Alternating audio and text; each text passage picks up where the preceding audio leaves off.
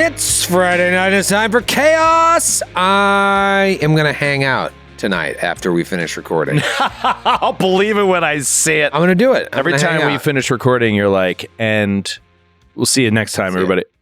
And then boom. You're like, and then there's like a get little my car. cloud shape. I see my kids bye. Usually I'm at the door. I'll be like, I'll see you guys later. I love you. But I don't say I love you. But no, I'm going to hang out tonight. But don't worry, I don't love it. Because you guys aren't in town that often. I don't even know if you're hanging out, but we're mainly Rob brought 19 Star Wars Unlimited decks, and I'm really excited to play. And now that Matthew isn't coming, I'm even more excited. How dare you? How dare you? We need a fourth. He doesn't listen to this. He can't didn't even himself. text me to tell me he's not coming. He's not coming. He's just he's like, we'll see. This might be Joey Pessimist. We're in our 40s, so we know what that means. Well, I like to set people up for surprise and excitement, as opposed to being like, I'm sure he's going to be here, and then disappoint you greatly. So, and we've got a projector. I guess you guys watch movies here sometimes. Yes, we do screenings here. But let's talk about food, because we all are going into this episode a little peckish. I feel like like we're hungry. Okay. And yesterday, when I left the studio after we recorded a bunch of episodes, it had been hours since I ate, and I started walking down the wrong street to my car, and I realized like halfway through, I'm like, fuck, this isn't. I'm parked on the other street. there's two streets that I try to park on. So I came back down and I'm walking past this Chinese restaurant it's just like this little dumpy Chinese restaurant, but it used to be my the Golden House? Golden House. It's right across from our office. And so I say dumpy because there's nothing fancy. It's just a counter with like pictures of the food, but it's like faded, cracked pictures of the food. From the 60s, Nice. And I was just like, man, I have not had this in 1,000 years, and I'm kind of hungry. It's 9 and something at night, so it's a little late to eat. But I'm like, it's fine. I got to eat something. I haven't eaten anything in like 6 hours, so I ordered some of their steamed dumplings, which are unreal. They're like just huge fucking steamed dumplings. So I'm sitting there waiting, and then I get it, and I'm just. On the drive home, I'm eating steamed dumplings in the car. Like I went away from the cool, like an animal trying not to spill it on myself, dunking it in the sauce. I don't want to live like that tonight. I don't want to live like that. Endangering your fellow man while dumpling it by the real 75 miles an hour. Yeah. No cup holding in a sauce dumpling for you. It was real messy. But tonight, I feel like we should get some food. We should get a meal of food. We should get a meal of food. Oh, yeah. Yeah. Do you like it? You got to get some pizza while you're in New York. We did some last night. Oh, you did last night? Yeah, we did last night. We were also feeling pretty peckish, and so on the way back, we just were like, I don't know, if something falls into our path, let's do it. And found a place nearby, pretty unassuming, walked in. They were like 20 minutes from close. Gave us a bunch of free stuff. Yeah, the guy was like, he's like, who ordered the extra pepperoni? Nobody? Forget about it. You look like you ordered here. Have some garlic nuts. And then he gave us some, what was it? Zeppeli? Zeppeli, yeah. And then there was like a spanakopita type of thing. I was like, hey, what's that? And he's like, oh, it's a spinach. Yeah, here you go. Just but he was doing it was very nice, but there was also sort of a begrudging, maybe just a New Yorker vibe about it. It was like, no, it seemed nice. You're giving this for free too. Whatever. Like just sort of couldn't be bothered. But he also, just like the Greek place that you and I went to the night before, we were informed by this one New York restaurant proprietor that this is the only place you can get this. Yes. I don't know if that's common. This seems to be a thing. This Zeppeli is my grandmother's recipe. You can't get this anywhere. I feel like in New York, you get a very special quality of like aggressively nice. Yeah. Like it's very... You can't get this anywhere else. It's like, no, I want to order the Caesar salad. No, you don't. No, you don't. You want to order... No. You want to get my grandma Zeppelis. Yeah. I really wanted lettuce. No, eat this sugary pastry. Can't get this anywhere. I'm gluten intolerant. I can't. This is what you want. One of the chef said there's only like two pieces of fish the left. Greek place. Yeah. We Rob literally was like coming down the menu. He was like, I think I'm gonna get this. And Jeannie, our wonderful server, was like, no. You got to get one of these two. This is the only place. And, to Jeannie's credit, she was right. Absolutely. So years ago, I'm such a picky eater. I don't eat anything, and I lived in Astoria all these years. I did watch you eat ramen for the first time. That was crazy. Wow. Yeah, and I lived in Astoria all these years, and it's famous for its Greek food. And I just like I don't really eat a lot of seafood. I don't like seafood very much, and I'm not a big salad guy. And so like Greek, I just usually don't do.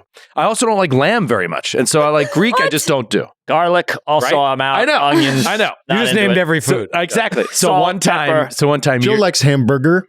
right? Joe likes hamburger. Chicken finger. Were you a buttered noodles as a child? Yes. Oh, come I love on. buttered Nailed noodles. it. Nailed it. I love buttered. To this Give Joe day, a kid's menu. He's all set.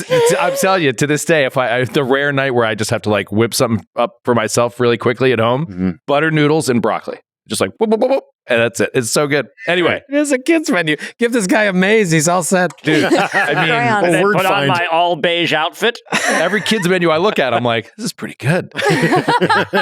2 individual hamburgers, or a mac and cheese, or a grilled cheese. Yeah. Anyway, Nuggets, so my buddy, who's much more worldly than I, is like, you got to go to this place is like amazing in Astoria, and he didn't live there at the time, and he was like, we got to go to this place, and so we go there, and he's like, you got to order the I guess like the Bronzino, right? Is that like the full fish? Oh, I love yeah. it. I love a Bronzino. Yeah, he's like, you got to Yeah. order the Bronzino, like the full fish. And I was like, come on, man. Like, I don't even like fish. He's like, you're going to love this fish. Like, it's going to be great. Like, just get it, blah, blah, whatever. And so the woman comes up to the table, the server, and I order the Bronzino. And there was some ingredient, some aspect that I just like do not like. And I was like, Pepper. Eyeballs. whatever it was. I was like, could I? Why is the pepper white? Why is his face still on its face? Right. Flavor. It I was like, could I get it with? I said, could I get it with just without the blah blah blah? And I've never before or since have I had this. She just went, no, just like that, and she just genie. and she just looked at my buddy, and he looks at her and he goes, I'm sorry, like. Just eat it the way they make it. Yes. Just eat the way they make Yes. it. And I'm like, okay, you're right. I'm sorry. And she like irritated, just like walked away, like eye rolling. And it was absolutely delicious. Okay. Of course All right. It was really, really, really good. I mean, my buddy was like, you got to eat the eyeballs, and the cheeks are the best part. And I draw the line there as well. I was real dodgy there, but like the meat of the fish was like, And then you immediately forgot the lesson learned, which was to try new things. yes, Back to yes, noodles. yes. Yeah, please. this was I do like a restaurant experience where the goal shifts from satiating my hunger to I don't want to disappoint Jeannie. Yeah. Yeah, exactly. Yeah. And I both fear and respect Yeah. Jeannie. she's tough but fair, and yes, I do fear her. It was due to her recommendation that I was served something that I've never had before: a delicious rabbit stew. Yum. I didn't know you had Stew. never had it. I've eaten rabbit you before. talked about it like you've What are had you, it Elmer before. Fudd? I have eaten rabbit before. Yeah. She said that it had been captured on its way to Albuquerque. Yeah. But, I have definitely eaten rabbit before in some form or fashion, but never with this preparation. But it was delicious. Yeah, little rabbit stewed, come right off the bone. Yep. I can understand that would bump a lot of people, but it was wonderful, delicious. Wow. So you're an adventurous eater. Yeah, That to you me only is live once, man. Exactly. adventurous, Yeah. Yeah, Do I you love eat to try new things. what's something weird, like a pig hoof? A pig hoof? Yeah. I don't know if you can What really about get it through that. oxtail stew? Like a I guess. pig foot? oxtail stew is sure. delicious. Well, that's really good. It is Yeah. really Yeah, good. That's really is good. Oh, The weirdest thing I think I probably ever had was they brought a lot, like it was in Korea, and it was in like a barbecue kind of situation with a center you cook on it, Oh, yeah. right? Mhm. They brought us a live wriggling eel, Whoa. and just pair of scissors right in front of us went like right Head off. on the table. It was just still Yeah, it wriggling. still Just kicks while you're eating it. it was okay. Yeah, it was all right. it's okay. It was all right. It was marinated. It was just plain ass eel. Just Well, Wow. there's this Fire. delicacy. I don't know. I love a like a teriyaki eel kind of situation over rice. Like that's delicious. Yeah, I've had that. I'm not Joe picky. Yeah. But I'm getting a little. I don't need to be adventurous anymore. I've been adventurous. Oh, I'm just gonna. that's the old man thing. Yeah, I'm getting That's the to old man that. thing about Yeah. everything. I not know just what I eating. like. I know what I like. I don't need eel anymore. I've had eel. It's great. I I have did it seen. 20 years Yeah. ago. It's fine. I'm also kind of like off calamari. I'm like, okay, I've had pounds and pounds of calamari. Yeah. Well, that's I don't need to different. eat little legs anymore. I'll eat the rings, not the legs. That's different because you've had your fill. Like Yeah. there's certain things I've eaten so much of now that I'm like, I'm good. I don't need to do that anymore. Yeah, I have no interest in eating bull testicles. I'm adventurous, but not that. No, thank you. Okay. Yeah. I don't. I've never had Rocky Mountain Oysters. I've never had. You've had them? You live out there? I don't think I've had them. You know. Yeah, Noura. I think that's something you probably remember, right? I had snails, like the escargot. I've had that. Snails, had barnacles. My wife had those in her. I've never had chicken hearts. Anybody ever eat chicken hearts? I might have. Yes, I think I I believe I have. have. It's a big thing now. They say organ meat is like Chicken livers. Yeah, you grind the organ I meat. got friends that into swear your by beef. chicken hearts, and I'm like, yeah, I think I had it before. Yeah, organ meats are a bridge too far for a lot of people, but sometimes you get one and it's fantastic. Yeah. Like I used to never, I was like, tripe. Oh my gosh. And now, like, one of my favorite things is a bowl of pho with all the trimmings, and you get like the cartilage and the. I don't know. I don't know anything you just said. You really don't? You don't know about tripe? I don't know what tripe is, and I don't know what pho is. Pho is a Oh my god! You know what pho is? PHO. Pho is a just call it Vietnamese. pho. The Vietnamese you might rice. know. Vietnamese rice noodle You see soup.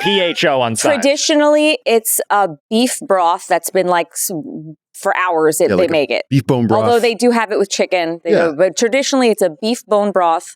Rice noodles. Yeah, and it frequently comes like a bunch of delicious Sounds noodles. It's and then like sliced an aromatic broth, sliced onions, sliced brisket, and then you can get whatever. So it's not fish based. No, there may be beef broth. Beef broth. Give it a try. Yeah, it's very beefy. And you can get. I would say the entry level is get the rare beef one where they just have super thinly sliced pieces of meat that's raw and it just cooks beef, and they throw it in the broth and it cooks immediately. The rare steak cooks in the broth, but you also get meatballs, various different cuts of beef, and then you work your way deeper into the animal, and you get to tripe world, which is just organs. It's like intestine, stomach, intestine. And, okay, and it's an interesting texture experience for sure.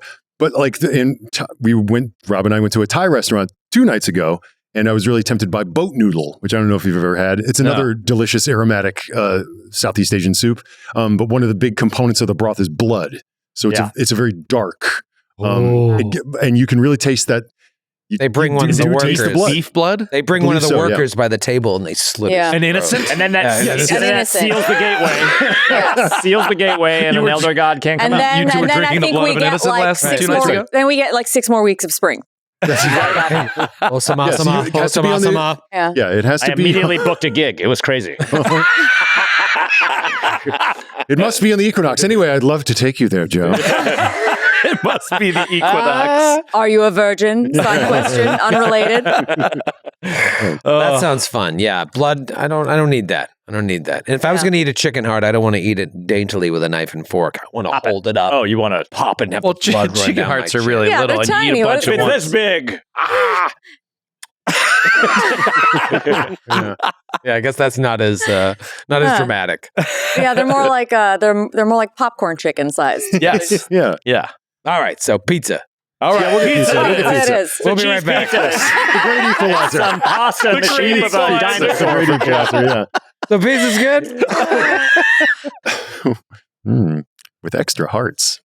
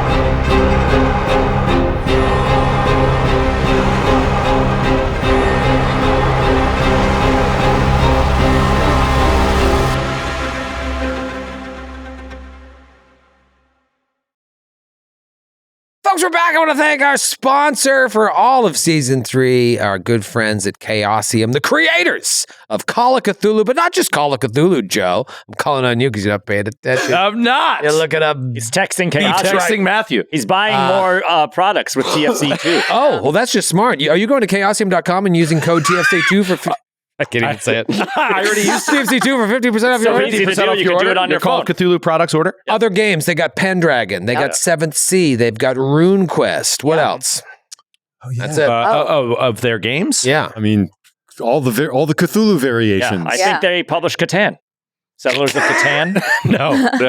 Yeah, Age of Vikings. Age of Vikings. Age of Vikings. Phenomenal. Yeah. Chutes and Ladders. Yeah. That's Milton Bradley. It's not that one.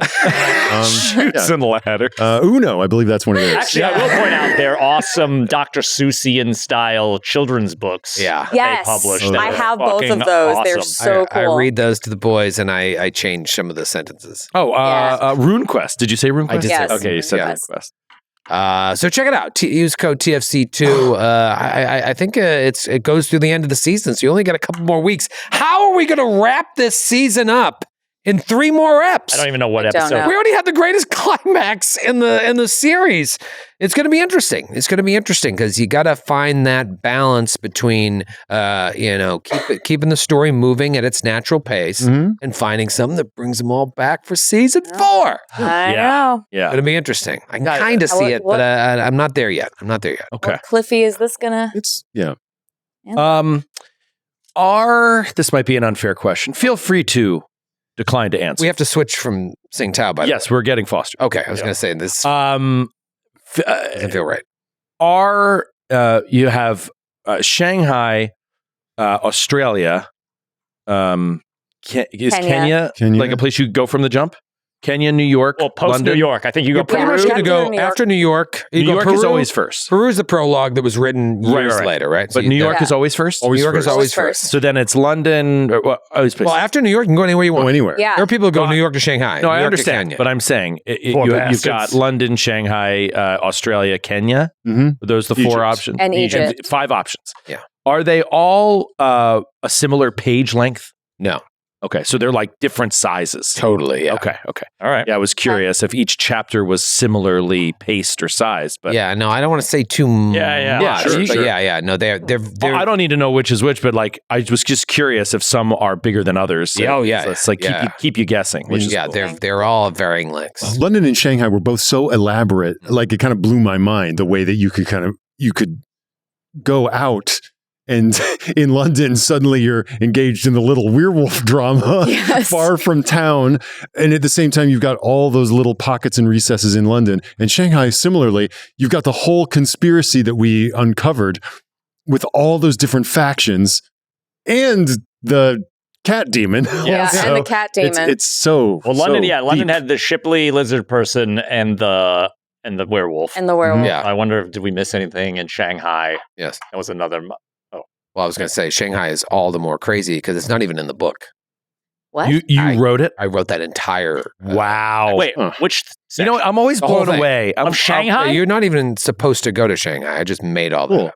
It's That's not amazing. true. So Oh my you goodness. created the character That's of not Vin true. Yu. You fucking. Your knowledge of Shanghai, of That can't- Chinese Of 19 let history alone- in 1920s, all the dynasties and the Sounding. factions, and Yeah. it's just incredible. Wow. Yeah, well, We go You to had all that knowledge in your head, you might as well turn it into a game. I care a lot about this. You've outdone yourself, Lavallee, and I can't wait to see that same attention to detail brought to bear on the dialect work of the characters we're about to hear. I will say Jing, the pastry girl, was in the book. I'm I also repurposed her. I'm also very impressed that the H.P. Lovecraft Society were able to make handouts for all of your That homework. was so yeah, well, cool. we're doing pretty well. So We're doing pretty It was well. out. way to go commission to that. Iceland. they worked with my mind palace. Worked with your schematics. Yes. But here we are in Australia, Yeah. which is in the book. And you've made a new friend that, like most people you meet, you immediately don't trust. Yes. You're like, well, this guy's going to screw us or kill us or turn into a cat monster. You met David Dodge, a friend of Professor Anthony Cowles, who you met 1,000 episodes ago and didn't even meet. You just talked to him on the phone. You knew that Jackson was interested in a lecture that he was giving at NYU just a couple days before his sad demise at the hands of the cult of the bloody tongue. And you talked to Professor Cowles, and he told you about, there was this guy that went on an expedition by the name of Anthony McWhirr, may have found a lost city of giant gods, and then he passed away, and the executor of his estate had his diary and these photographic plates of the things he saw out there. I have the diary and the plates. I have the plates with me, but the diary is back at my home in Sydney. If you're ever in Sydney, let me know. And so you went to Sydney. And you met with David Dodge, who is house sitting, essentially, for Professor Anthony Cowles. And he's a professor as well at the University of Sydney, just a few steps away. And he's a bit of a character, heavily freckled. And it's freckled. It's phenomenal. It really is. You can't really ask for a better NPC than a professor of anthropology. But we in still, a Call of Cthulhu scenario. and we still took an hour to decide whether we want him to hang out with us coming along the adventure. Part of that was because he was a talking lot of to that us. was more, the performance.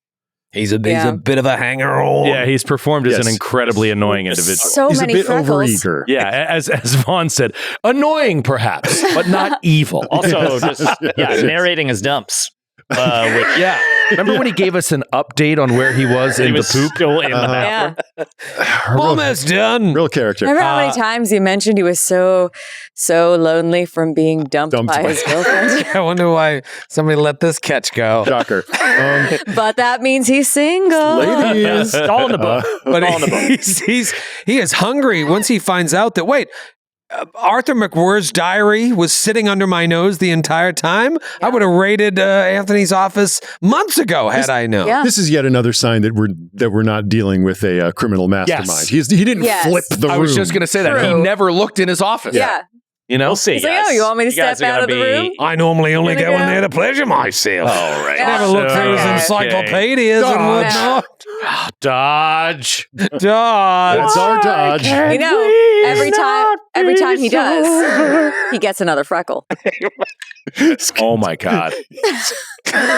Oh man. Don't bring a black light in there. Once you invent them. Nora. You got Nora? Wine coming out her Wine's nose. good take. Good to know that I'm sure that Good thing the black light hasn't been invented. all the cows are sleeping well at night knowing that you're dipping into his study 3 times a day and giving yourself the Marilyn Manson treatment. You'd think the great Cthulhu himself was in there. Oh my God. Oh my God. But he is like, wait a minute. Expedition to the Great Sandy Desert. There might be a lost hidden city. I'm in. Wait, you're going to see Robert Mackenzie? I know him. He's a buddy of mine, old mining engineer. I know him. I've slept in his house. Can I come with you? I thought you were going to say you slept with him. I know him. I slept with I him. used to have sex with him.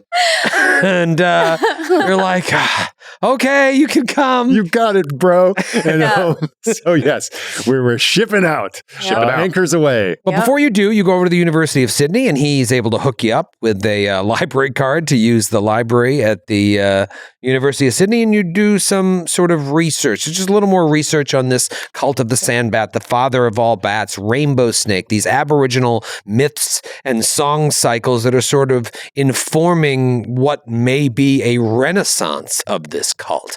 How or if Robert Houston is involved in this, how or if the cult of Nyarlathotep is wrapped up in this, it is unclear. But speaking with Robert Mackenzie and kind of finding out what happened to Arthur and what else do you know will be very important. I just wanted to also interject. There's something that came to me kind of in between episodes is when it comes to Houston, this man who was on the Carlisle expedition and is here in Australia, as far as we know, just the amount of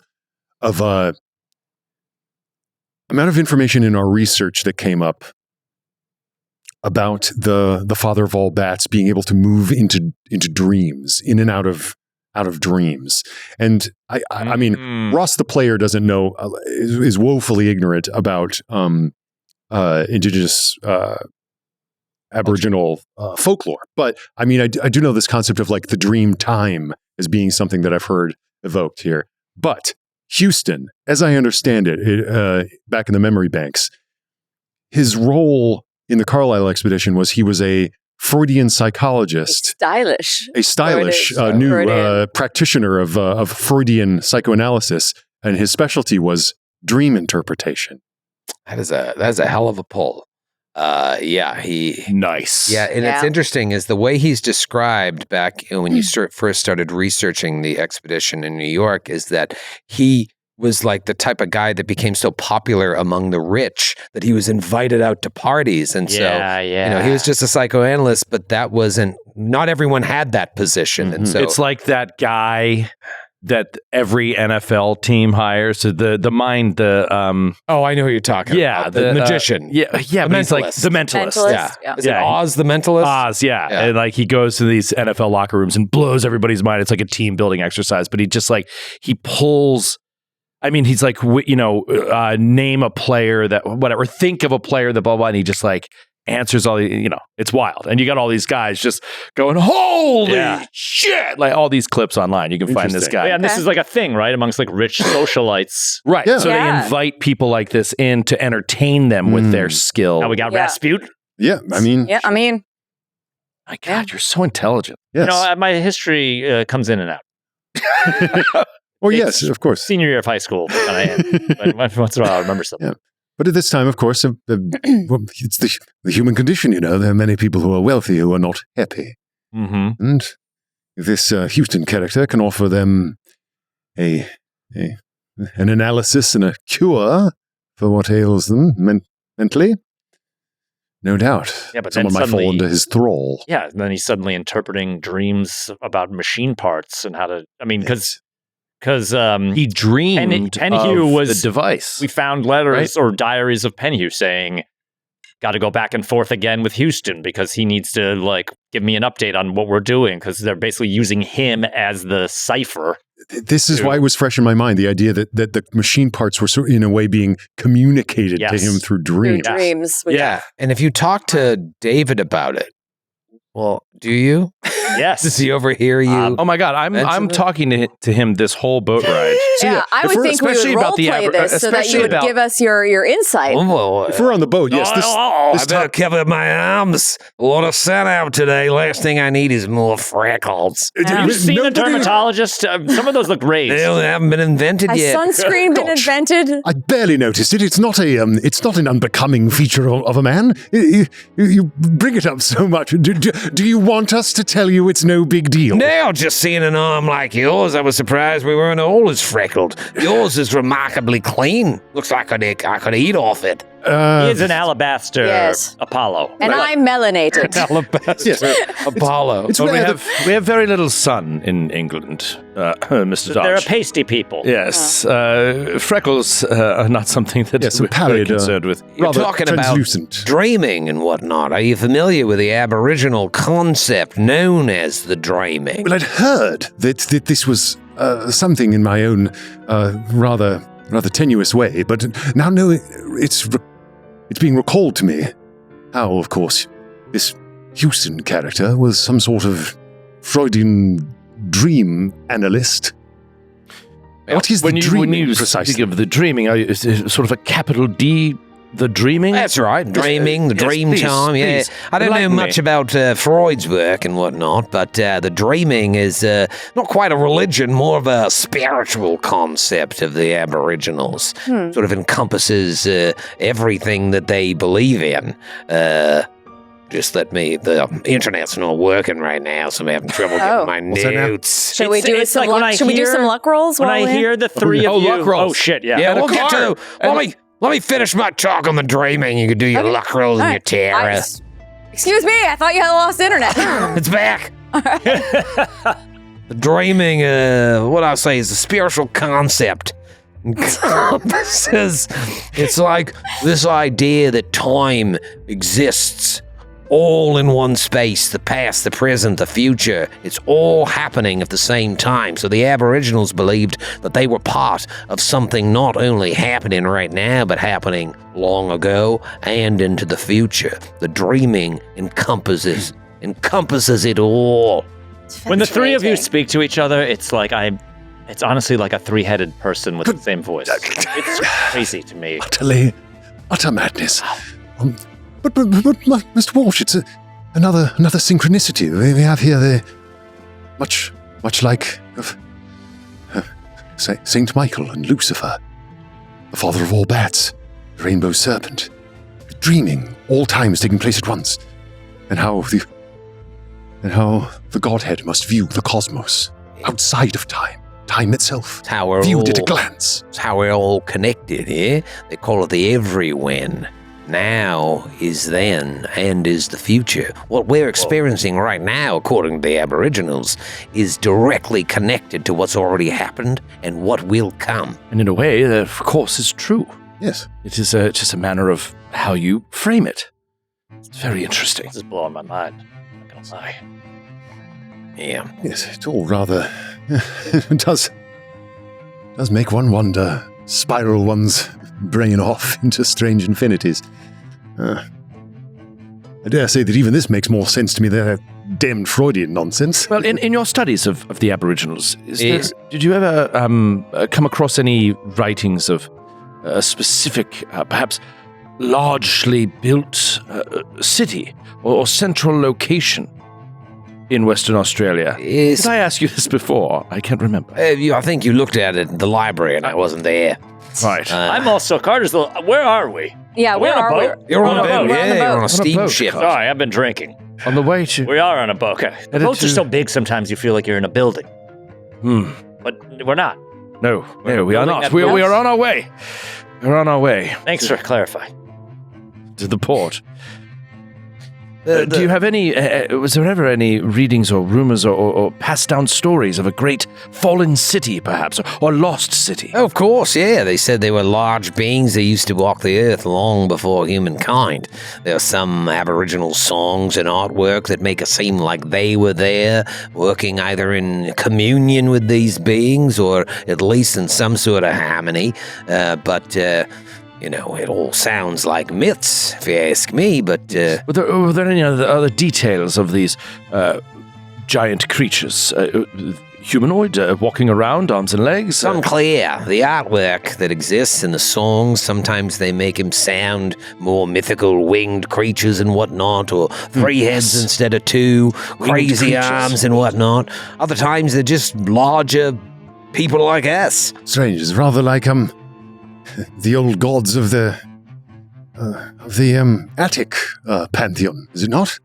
Like the Titans of old that preceded the Olympians. Yeah, that's what it sounds like. Sometimes you'll see artwork at some of the museums. Oh, the accent's pretty good right now. Jinx. Just sort of listening to myself, and I'm like, hey, this isn't too bad. But you'll see artwork at some of the museums where the people, they just look like the Titans, like Zeus, Apollo, Athena, and all of them, yeah. Big, and we were just little. But it's unclear if we were there at the same time as them. Outside of the Aboriginal culture, no one else in Australia talks about sort of communion with Titans. I'm sure they believe it's only folklore, but it seems as though your friend swore blind in his diary that he was looking for proof, had photographic evidence that structures of that cyclopean size actually exist. Yeah, well, I'll tell you, if I were to be a part of an archaeological dig like this, it would certainly get me tenure, if not more. Oh, you're untenured? That's true, yes. Yeah, things have been a little rough for your old George as of late, what with the freckles and all. Right. Do you find that your freckles have been a hindrance to your advancement through I the never thought it'd be a academic problem. hierarchy? But here we are. That must be it. The freckles. Right. It must be it. Surely. I can't hold a relationship. I don't have a place to live outside of the there it charity goes. of my friends. It's gone again. And, things have been tough as of late. Hey, listen, man. Wait. You're saying when Professor Cowling? Cows. Cowles. When Professor Cowling returns... Owls. We just said it. Owls. Cowles. I said cowling again, though. I did? Yes. Oh, sorry. Been drinking. Professor Cowles returns. You have no place to live? Well, technically, yeah, but I'm He's sure just he'll... gonna kick you out? No, I'm sure he'll let me sleep in his office or something like you've that. already made it your own, it you've sounds like. already... Do they not I have pay other you? friends that, maybe there's a great time to see old Robert McKenzie. I could be like, hey, in about later this October, maybe I could come back and sleep in your bed. In his office. Yeah, in amongst your other- office, amongst yeah. all your other activities. Hopefully, Hey, listen. yeah. Take it from a guy with half a face, okay? All right. Don't let these Didn't freckles... even notice. Don't let See? these freckles get you down, okay? Okay. Sometimes you look a little different than what some people would call normal. All right. For me, half a face. You, all these weird-ass spots on your body. You know, I never even noticed you had half a face. I appreciate that. I did notice your freckles, mostly Oh. because you keep talking about them. I see. But the point is, I'm going to cover up my abs. yeah, cover up those arms. Keep your chin up. Okay. I don't like to be too far up. You see them all on my neck. I didn't realize you had one all. Yeah, look at that. Oh, dear God. It's a real mess under there. Good Lord, that's a huge. You thought it was a 5 o'clock shadow. Nope. Just more freckles. Anyway, I'm going to go to the bathroom. I'm going to go to the bathroom. You talk amongst yourselves. Okay. Yes, thank Go you to once one again. of the farther bathrooms where we couldn't hear you from behind the door. I'm not feeling too well. Well, thanks for your constant narration. I didn't know what tripe was. Now, oh shit! Now you got me doing it now. Now you know. Yeah. Now you know. Yeah, Can we do a fucking luck roll? God, sometimes. yeah. Yes, luck All right, roll. yes, That is what we need. I think I closed my character sheet. Reopen it. Oh, yes. Okay. All right, I failed. Perfect. We're going to bring this luck back, Finally. Lavallee.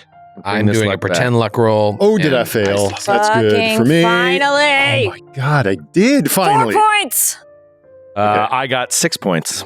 Very excited. I am now up to 21 luck. 1 point. I can't believe it. I'm up to 44 luck. All right, talk to me Stash it about away like a squirrel. last week's tarot. Last week's tarot Inverted hermit. was the inverted hermit. AKA David Dodge. I mean, it is David Dodge. He's a hermit. Here, just you fucking wait. A freckled hermit. Okay, here we go. The reversed hermit meaning. When reversed, you are perhaps in a situation where you'd like to be alone. There's nothing wrong with that.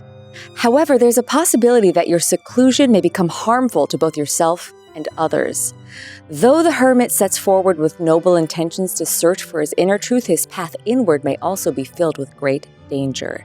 Going inward may lead to madness and the abyss. For the unconscious is filled with images that he may not yet understand, lurking and waiting to lure you ever inside. Pictographs. Like a man that gets lost in his own dreams. Come on. Shit. Noura Marie. Marie? I don't have a middle name. Do now. A nice Catholic middle name. Yeah, exactly. Like a man that gets lost in his own dreams, the hermit may find himself stuck in a world of his own, alone, trapped, unreal.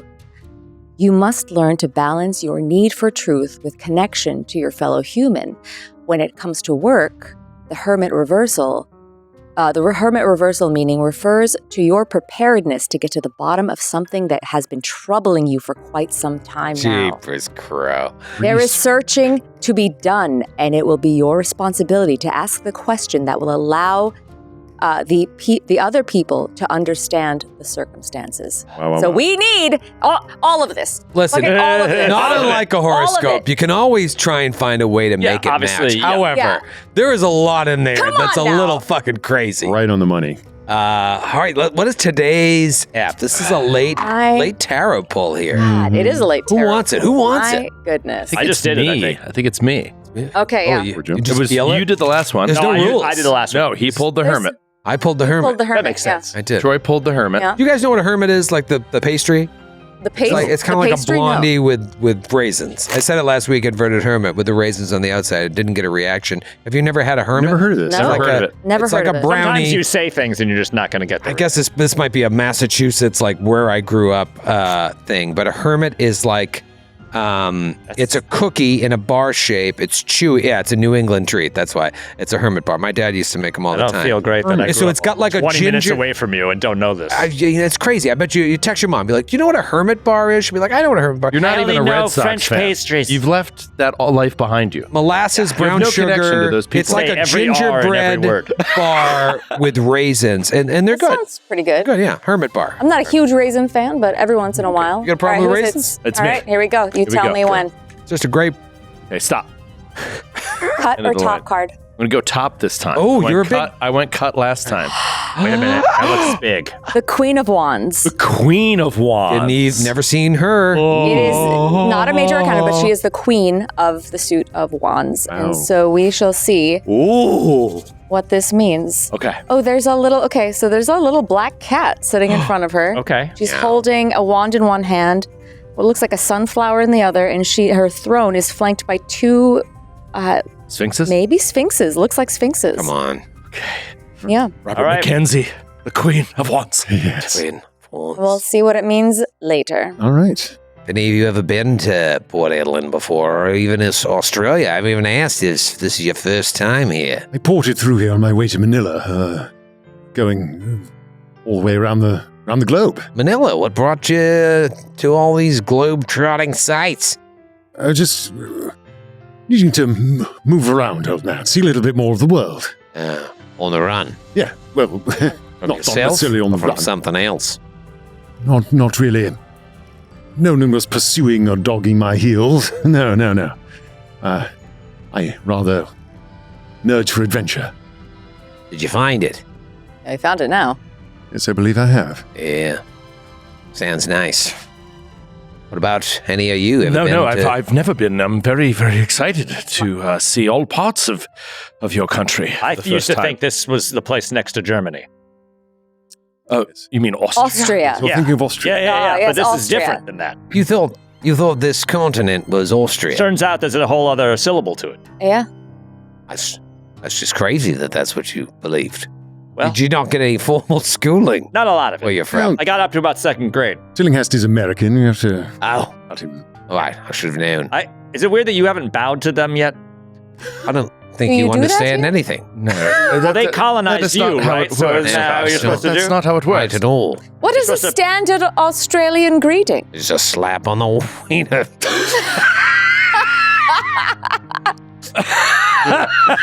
Oh, There was a moment. my experience There was is a me mo- to there was a moment participate in the where a local second- custom. Well, forgive me for not knowing the customs, and yeah, she'll. if you're- Oh, looks like you got the hang of it. She doesn't actually do it. Oh, you've got the hang of it. That was mostly knuckles. I saw a second set of hands Oh, in I'm sorry, Troy's I had mind rings on that finger. come up and try to grab the wheel as he started to say, woo. He like and then, buckles over. right over the cliff. It's like, oh, that was mostly knuckles, but you'll get the go of it. Apologies for the rings. I did not. Yeah, didn't know you had one on each finger. Glad to. I got engaged though. Slap, not a My backhand. fiance, sir. I'm a glad. big silver watch. Oh, that's called the old time step. Yeah. We just, the rest of us do the space balls. I'm like, no. Well, I thought it was good day, but Yes. I stand corrected by local. Yeah, that's just how they do in the movies. It's just a nice, gentle wiener slip. Anyhow, Port Hedland's pretty small. Anyway, here's a map. I'm just picturing like every time you greet a man, you're just like whack, whack, whack, whack. Everybody's whacking each other. Oh, well, now that I can see straight, let me tell you about Port Edland. It's a pretty small town, truth be told. Only a couple thousand people, and not very many Aboriginals. Although some, most of them already moved more inland. It's interesting, Of though. their own volition, I'm sure. Well, that's a whole other story. It's known by the Aboriginal groups as Kariyara. The Nyamal people even call it, and I apologize if I'm mispronouncing this, Mari Picarina means place of good water. It has a natural anchorage harbor there. It serves as the terminus and port facility for a small railroad, which winds back into the Pilbara country. There's rich deposits of gold that have been found among the low, flat-topped hills, and the richest mines are found at the present railhead Concudgery. I heard you talking about Concudgery the other day. Yeah, it's about 150 miles southeast of the port and terminus. There's also an airfield that was constructed in 1921, actually, at the Port Hedland racetrack. You can fly to Perth using planes owned by the Western Australia Airways. Takes about 2 days to get there. It's an interesting little town. It's on the rise, but still very small, much smaller than Sydney. Do you think there might be any sort of, just out of curiosity, a small one-engine craft that would be more of a bush pilot one could hire to take you into the interior? You'd have to have some serious means to get a plane like that. You'd have to be pretty well-to-do. But yeah, if you had the money, if you were a real robber baron or something, you might be able to afford something like that. Sometimes you aim for Brisbane and you land in Kentucky. That's what they say. Well, Sorry. My voice has gone up a few octaves since Quite all right. Beyonce slapped me in the nuts. Sorry. Well, Don't be surprised if my accent's a little all over the place. no, not at all. Explain. Just trying to fit in. Hard for a fella to shake off, I'm sure. Yeah. Thanks for keeping us abreast of the local customs. All right, very well. It's a great bar, by the way, right when we get into town there. It's called Bertram's. Actually be a great place to meet some of the locals, and sometimes you buy them a couple of drinks. You'll find out a lot of information just asking around. Be careful about the way you talk about things, but you never know what you might find out just chatting with the locals. And they'll love to talk to people who aren't Australian. Yes, I think Excellent. Yeah. Excellent idea. Yes. Get the lay of the land. See the local fellows. Now what with about the whistle? Now what about this Mackenzie?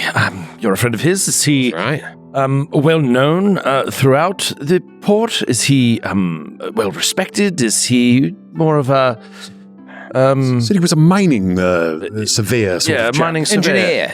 Mining engineer. Yeah. Is he well known in the political establishment? Well, it's not much of a political establishment, as it were, but there was a big gold rush recently, and so there were a lot more people coming there looking for, people like Robert to get them all supplied up to go out into the great sandy desert looking for gold. He's well known enough. He's respected by those that have worked with him. There's a lot of, scammy people that'll charge you more than what it really costs to outfit you with the supplies and trucks that you need to go out into the bush. But Robert is...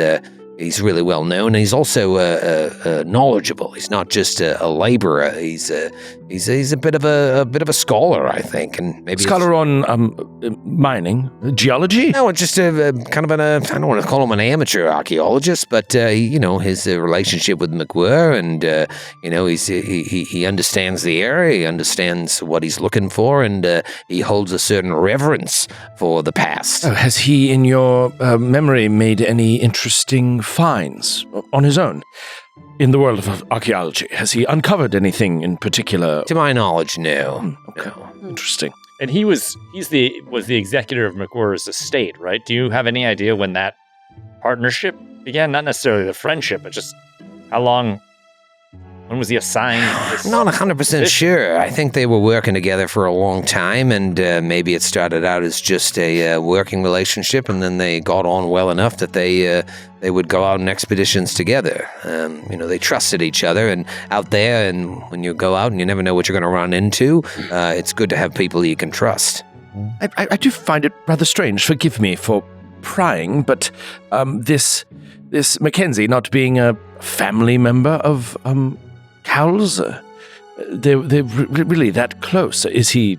I mean, has he had any experience as a solicitor or anything, any legal training that would make him so? I don't know. Just, I'm curious why he asked him to be his executor. Were McWhirr and Mackenzie really that close? Well, I don't think McWhirr had much of a family. I don't know if he was married and the wife passed away. He didn't have any children. And his parents were long dead, and so it just seemed like Mackenzie was the only person left that he could entrust with his findings, as it were. It's not like he had a lot of money or anything like that. And just thinking through this, if Anthony's a bit of a go-getter, once he found out that Robert had access to these things, he must have went out there and sweet-talked him into letting him lend him the plates and this diary. I imagine that Anthony was planning on coming back out here after his time in America and forging an expedition of his own. Hopefully he would have asked me, but wouldn't put past him to keep it all to himself. He's a funny guy. He'd want you around him all the time. Yeah, well, And you guys knew each other. You said you were friends with all these. You seem to get suddenly sad. You really cut to the core of something there. I always thought we were close, but maybe not. Maybe it's one of those type of things where I think I'm more of a friend to him than he thinks than I. I never really thought about it, but now you're really making me think about it, and it's kind of making me sad. Let's not worry about that. What about Ben? You knew both of these guys. You said you knew them both from school, or Or you said you were friends with No, them. Anthony and I, we were undergraduates together. And but Rob and I just know from my studies, being a student of anthropology and archaeology, you do any work out there in Port Hedland, you're going to come across Rob and Mackenzie. Well, if we have a little pisco sour, this little watering hole that's there at the port, then perhaps we can cast the net and see if any of the locals have any other gossip about. I'm sorry. I Mr. wouldn't Mackenzie. order a drink like that. What was that? At Bertram's, you just get a Birdie's beer and you'll be fine. Yes. I doubt they've got mixed all right. drinks and cocktails and spirits and whatnot. Oh, that's too bad. I really wanted a pisco sour now. Oh, that's another what is it- thing. what is a They pisco don't sour? allow women in bars in Excuse me? Australia. Oh, they'll allow me. Yeah, and the Birdie's has a ladies' lounge. A nice bar like Birdie's would have a lounge that the ladies can hang out. Oh, it's in. one of the But nice So bars it's- where the women can come half in. Yeah, most bars in Australia, women aren't allowed. But a nice bar like Birdie's has a ladies' lounge that ladies can go sit in. But you can't. Alone. What? Without my companions. Is that not? Without my fiance. Part It's of my your- fiance. If this is- Is that this not is- part of your culture in America and in course England not. and in I your mean, travels? if one goes to the club, I suppose one expects it to be the presence of other gentlemen, but just the corner bar room is. Corner bar? What is a bar without women? Everyone gathers there. Those are just the rules. These are your English lords.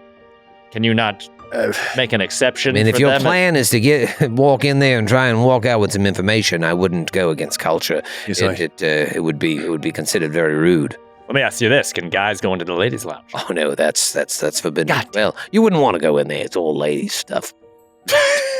You won't Well, find a single wiener to slap in there. I'll tell you what. tell you What a what. tragedy. But, All the furniture's made Well- of feminine products. well, I suppose there's only It's one just- thing for it. Sit on Well, a if there's- tampon couch. That tears it. We'll have to dress as women. What a strange Well, custom. No, not at all. Well, women have a way of obtaining information. Yes, and- perhaps if you go to the lounge, you may walk away with better and more Sorry, thorough information than. you let slip that you're an item, the two of you. Yes. You're engaged. Oh, Oh, you called her his fiance earlier. Yes. oh, I slapped you with the ring. oh! I'm sorry. I didn't even put two and two together. You're to be married. Yes. Yes, sir. I think I forgot you guys never actually officially tied the knot. Well, we have been a little busy lately. Yeah. Wow, These plans have a way of just getting pushed back. Should have done it on the boat. I could have So gotten ordained. you're adventuring together on sort of an expedition to find out about Arthur McWhirr's findings, but you're also a couple. Did that happen before you were adventuring together, or did you sort of catch feelings while you were on this globe-trotting expedition? When you are in close proximity for a certain amount of time, yes. Yes, look, man, one can only be in the presence of so estimable a creature as Mr. Braun without developing certain feelings, and of course we've had many experiences and adventures together. Yeah, there's been a lot of Yes. feelings. Oh. Well, Well, the heart wants what it wants. can I ask what made you sort of fall in love with him? Was it his lightly unspeckled, freckles. unblemished arm? Not a single freckle on I can any see limb. why he would be enthralled with your sort of exotic beauty. But lovely. what about his? Steady on, old man. What beyond his sort of pacey arm did you find? I'm just curious why someone would love someone. Why will no one Oh. live with you? Oh, and she That's goes, what I want. oh, and then she goes, oh, like Oh, dear. she gets it, like, oh, I see where he's this so is going. not good with Looking the for ladies. advice. Oh dear. Oh, no. Well- Make someone love someone. He has Dodge. Oh, an impeccable wit. Is always popular. Humor, With jokes, ladies, and whatnot. yes. Oh, don't Tell him a joke. Tell him a Oh, crackers? crackers. What? It's our an nickname impeccable for him. wit, He cracks people a up. All right, very so- kind heart. Sense of humor, kind heart, like He's- you give money to the poor. Yes, he's given us many hotel But rooms. listen, Davey, sometimes you can have all those things. Sometimes you can be incredibly attractive. You can have an amazing sense of humor. Right. And a woman still finds a way to leave. Okay? Oh. Might not be you. Might be circumstances. The old, it's not you, it's me. Yeah, or it's not me, it's you. Or it's not you, it's our lives are in danger. Something like that. I find that these things happen, Dodge, when you least suspect it. As if like a bolt from the blue. One can't sit about bemoaning one's own perceived shortcomings. Right. Yes. And the old adage that you find love when you least expect it happens to be very true. Uh-huh. Throw yourself into your passions, sir. Yes, get out there, as they say. Yeah. Right. A passionate and engaged spirit is the most fetching thing of all. Right. Showing passion for the things you love. Yes. Talking about it to others. I did not expect this What at are you all, but I passionate feel about? like Carter is starting to look at Dave in a way that he wasn't expecting it to. Like he's like, wait, is this a Is he- mirror? Like, is this like a distorted funhouse mirror? It's like we actually have something in common. Hey, come on, Dave. Let me buy you the first drink. All right, well, don't threaten me with a good time. And apparently, Slap. Oh God, I'm not Australian. Fuck. Jesus. I'll tell you, he doesn't have half a wiener. All right. We don't have to give him all the anatomical details. Let's get inside. All right. Tillinghast, I had no idea. Don't worry about it. Yeah. How'd you get that past Gathering customs? dust. Let's go. How'd you get that past custom? Does it have its own mask? He had a hard success on his luck roll, if you know what I Did you mean. need a license to carry that? Yeah, just like me up here. It's got one eye. Let's go. I jest, Tilling. You reminded me. I forgot that this whole way. It's like I completely forgot. Nora just reminded me. Port Headland! We do once we arrive. There is something I'd rather like to do, which is procure a firearm. Yes. For protection, of course. Oh, a gunny. Yes, and I'm curious yes, a if gunny. you know the best way to go about doing something like that in a town like Port Headland. Is there a place to get a proper license, a place to buy firearms? Do you even anything need a license? of that Yeah. nature? Yeah, well, truth be told, you have a lot easier time finding a gunny in Port Edland than you would in Sydney. It's a little more, I don't want to say lawless, but easier to sort of slide under the view of the local authorities. There's not a lot of gun control, as it were, so yeah, you could, for a small fee, you can get a permit. But you Right, a also permit. That's just, what I'm looking you know, for. If you know the right person, honestly, maybe we could ask Robert. He might, he might the know Wild West people. down here. Because frankly, if you're going out into the bush doing expeditions, you're carrying weapons. Not so much against the Aboriginal people. You won't even see them for the most part. But there's For the crockies. there's all sorts of animals out there, dingoes and whatnot. Carter, Yeah. do you want to get some cowboy boots? Some crocodile ones. Ooh, Spurs. crocodile Do they have skin. those here? Yes. I have a We thing. have those here. Yes. Whatever country I That go is a to, I tend to fantastic adopt idea, the main Fairuz. part of its culture. Colt Ranger is back. I love her cowboy boots. Colt Ranger. I suppose you can get those as well. Yeah, we can outfit you and you'll look just like the locals. Oh, yeah, I'm on a crocodile vest. All right. All right, we'll go to Crockies when we get to town. Everything's made out of crocodiles. Yes, well, They're abundant here. I'll stick to my boots and tweeds, thank you very much. But, yes, I suppose it's a round of beers for all of us. And, Yeah, we'll get a And couple the of ladies' dirty lounge beers. for Fairuz. Well, let me ask you this: should we stop at the bar before we go see Robert? We're going to need to find a place to stay. I don't know if Robert will put up everybody. No, I think we should find our own place. All right, so the five of us will maybe find an inn, a local place. It's not like Sydney. You're not going to find anything as fancy as where were we staying again? I believe it was the Metropole. Oh, the Metropole. I know you don't want to find anything like that. It might be the Outback Inn or something like that. Yeah, That's pretty exotic. yeah. It's No rules, just right. yeah, it's not a fancy town, not yet though. But if the gold rush continues, you might see some money pouring into Port Headland. Well, I assure you, Miss George, I've bunked down in worse. Let's find accommodations and then find a place to tilt the wrist. Yeah, plus his currency has your emperor's face all over it. All right, and look, here we are, and you arrive in Port Headland. The boat just goes like next through the top. It's like up on the land. Oh, dear God! No! Oh, the humanity! All right, my so God, we have so much fun. you want? Oh, so great! It's so the image. Can't wait until it suddenly turns on a dime. Yeah.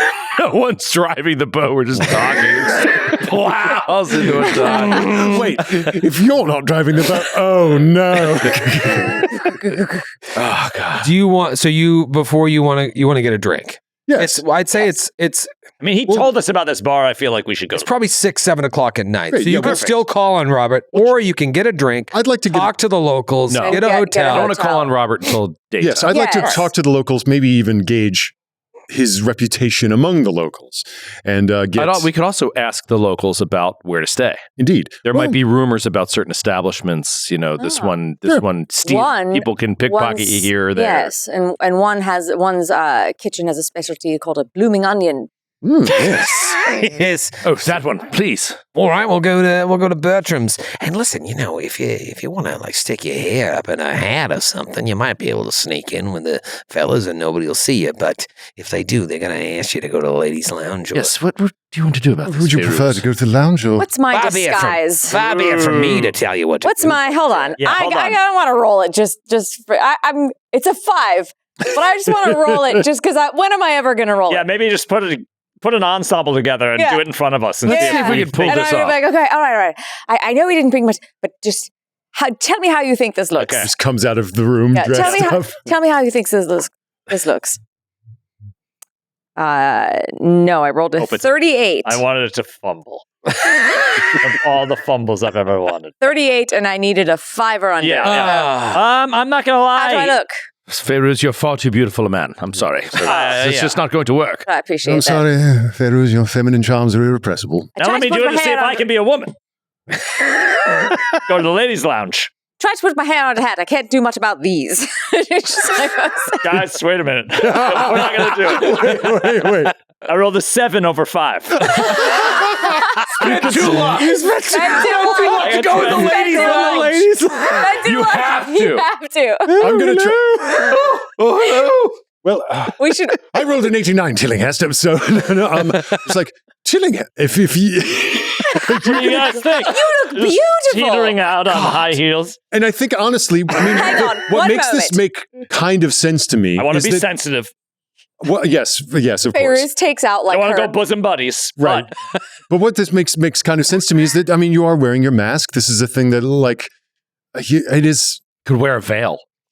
Wait, I I'm in have mourning. just the thing, and she takes out her like his lipstick case, and she puts lipstick on him. 2 luck. -2 luck. Wow. Oh my God. There you are. You look fantastic. My God. I can't believe it, Tilly. Did it actually work? You're a master of disguise. Dodge comes back from the bathroom. Sorry, I just had to take a mess. Oh, hello there, my lady. I didn't realize we had company.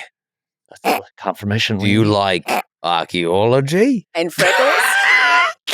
Yes, very much so. But your freckles are a little off. Just kidding. It's me. Son of a bitch. It's me, Carter Tillinghast. He Oh my is a Lord. master of disguise. I could have sworn I was talking to a lady. I'm gonna go in with Feiruz just so she's not alone. Yes, I wouldn't believe that this little Shakespearean farce would work if I didn't see it with my own eyes. How did you hide that piece you're hiding in your trousers? Seriously. You know, I Was that Have you ever heard of the French tuck? Well, Yes. Okay. All right. Wait, so you're... Well, listen, far be it from me to tell you what you want to do. Have this is fun in how the ladies' lounge. mysterious team rolls. It seems like ages since we've teamed up. The last time you urinated on a policeman's desk, We don't need to. excuse me? You did? Oh, yes. Oh, yes. and I encouraged it. It was the DMV. The DMV Oh, break-in. it was the DMV. Yes, that's how long it's been. Well, you ladies have a good time in the lounge. Okay. And, Thank you. And, Go Mr. Walsh, Speak to the gentleman. let's see what information we can... Yes. Let's go to Betty's. And they kind of like I'll link arms so that he doesn't stumble on his high heels. Pretty hard. And then we just kind of get to be all Can't believe we're cutesy. fucking. It took us 10 seconds in the coast of Australia to go full Priscilla, Queen of the Desert. Here we are. Well, you know, 7. I'm trying to reconcile it in my brain is keep Feyrouz out of, This is keep her safe. You know, you don't want her like alone in there because you don't know what the hell you're walking into. Yeah. Australian fact, women, watch out. Right when you What if roll I up get bored? on this bar, there's like a guy comes flying out these saloon doors on his back, just boom. And then another guy comes running out. There's like a brawl that's being broken out that stumbles out of the bar. And people are cheering it on. And one guy stands up and he's just got blood coming out of his nose. And the guy's like, you're done, get out of here. Oh, ladies, you got to go around back to the ladies' lounge. Points to you and Feyrouz. Gentlemen, come on in. Don't mind this. And he kind of kicks this guy that's unconscious to the side. Come on in. Sidle up to the bar. Someone's just playing Dirty Deeds done dirt cheap, but on like a piano. Like a saloon piano. Well, good luck, ladies. Thank you. Also, I think maybe it's not so bad that we're going to be over there. You, good luck yourself. Yes, good luck to us. See you on the other side, darling. And you enter Bertram's Beer Bar. And we'll be back right after this quick break. Oh my God. I'm Sometimes so happy right now. The dice lead the way. 2, 7,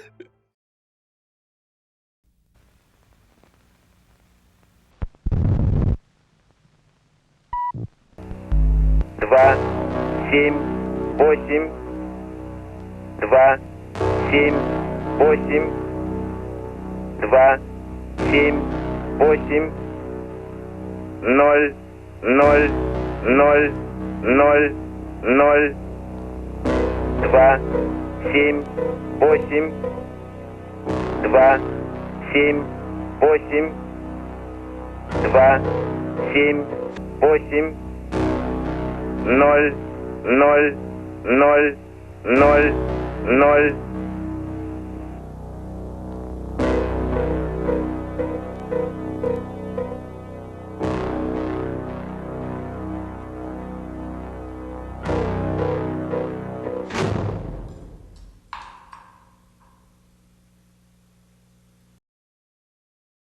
We're back. We're at Bertram's Bar, Port Hedland, Australia. You've gone from landing in Darwin on the northern tip to coming all the way around to the southeastern tip to go to Sydney. And now you've swung all the way around again to Port Hedland. I mean, I haven't kept track of days, but now it's mid-May. You know what I mean? Or like at least. Yeah, like second week of May. So time is moving forward. But you have arrived to meet with Robert Mackenzie and find out more about his relationship with Arthur McWhirr, and if there's any other information that might be helpful to this investigation, trying to connect whatever Robert Houston may or may not be doing here to this ancient forgotten city where giant gods walked the earth. So it's late enough that you don't want to call on Robert Mackenzie at this hour. You want to go maybe have a couple drinks, talk to the locals, and continue talking with each other. So in Australia at this time, women are not allowed in bars, but some of the bigger bars will have a ladies' lounge. And so our good friend Carter, after seeing Feyrouz fail to look like a man, says, hold on, let me see if I can help. And you dress up as a convincing young woman. So convincing that David Dodge hits on you before realizing you're Carter Tillinghast. You go to the ladies' lounge, and David and Marion and Vaughn go to the main bar. A brawl just stumbled out of the bar. It is a little rough and tumble here, but you come into this bar, and I mean... One second, before you go into it, I just want to say something we talked about off air that during the break that we just retconning slightly. Before we split up, we just agreed that that Carter's identity that he goes into this place with is as Mrs. Walsh, as my wife. So I'll begrudgingly. Yeah, if anybody asks, like, my wife is in the ladies' lounge, his fiance is in the ladies' lounge. Carter's like, you could say my husband is Dr. Walsh, whatever. Yeah, he's like, you'd be so lucky. Right. You married a doctor. All right, so just so there's like a plausible sort of explanation of who's who. All right, well, David's like, all right, don't worry about that too much. You're going to see a lot of that, but hopefully you won't be on the wrong end of it. So just, be your regular charming selves, Mr. Villiers. Yes. And Mr. Walsh, I'm sure you got a little British charm in you as well. And let's just order some drinks and relax. And then if you see a mark of someone you'd like to chat with, let's go and try and fast talk them up. Right, so let's all mind our P's and Q's. Let me, you know what? Let me get this round, eh? All right. And he comes over and he's like, let's just grab this high top over here. And that went straight Boston. Shut up, that was Southie. Boston. That went to Southie. That's crazy. They don't pronounce their R's either. Yeah, here's 3 beers. Shut up and drink them. Capital. Go to this 4 top. Capital. Let's go to this 4 top. Trying to sound like a Kennedy. The accent's all over the place. Can't we just go to Kenya? Thank you. It's chowder. Chowder. Thank you, Mr. Dodge. Cheers. Thank you, Mr. Dodge. Cheers to you. Oh, very generous. Appreciate it. Yes, well, next round's on you, Walshy. And It's no problem. It is my turn. And as he's saying it, he's just scanning the bar, looking for... What is he looking for? You know what? The first thing I'm going to look for is any Chinese people. If there's any Chinese people here... Gotta use that new skill. Mm-hmm. He's got the skill. I think that he might be able to even build a little trust knowing the language, but a lot of Chinese people came here for the gold rush. Yeah.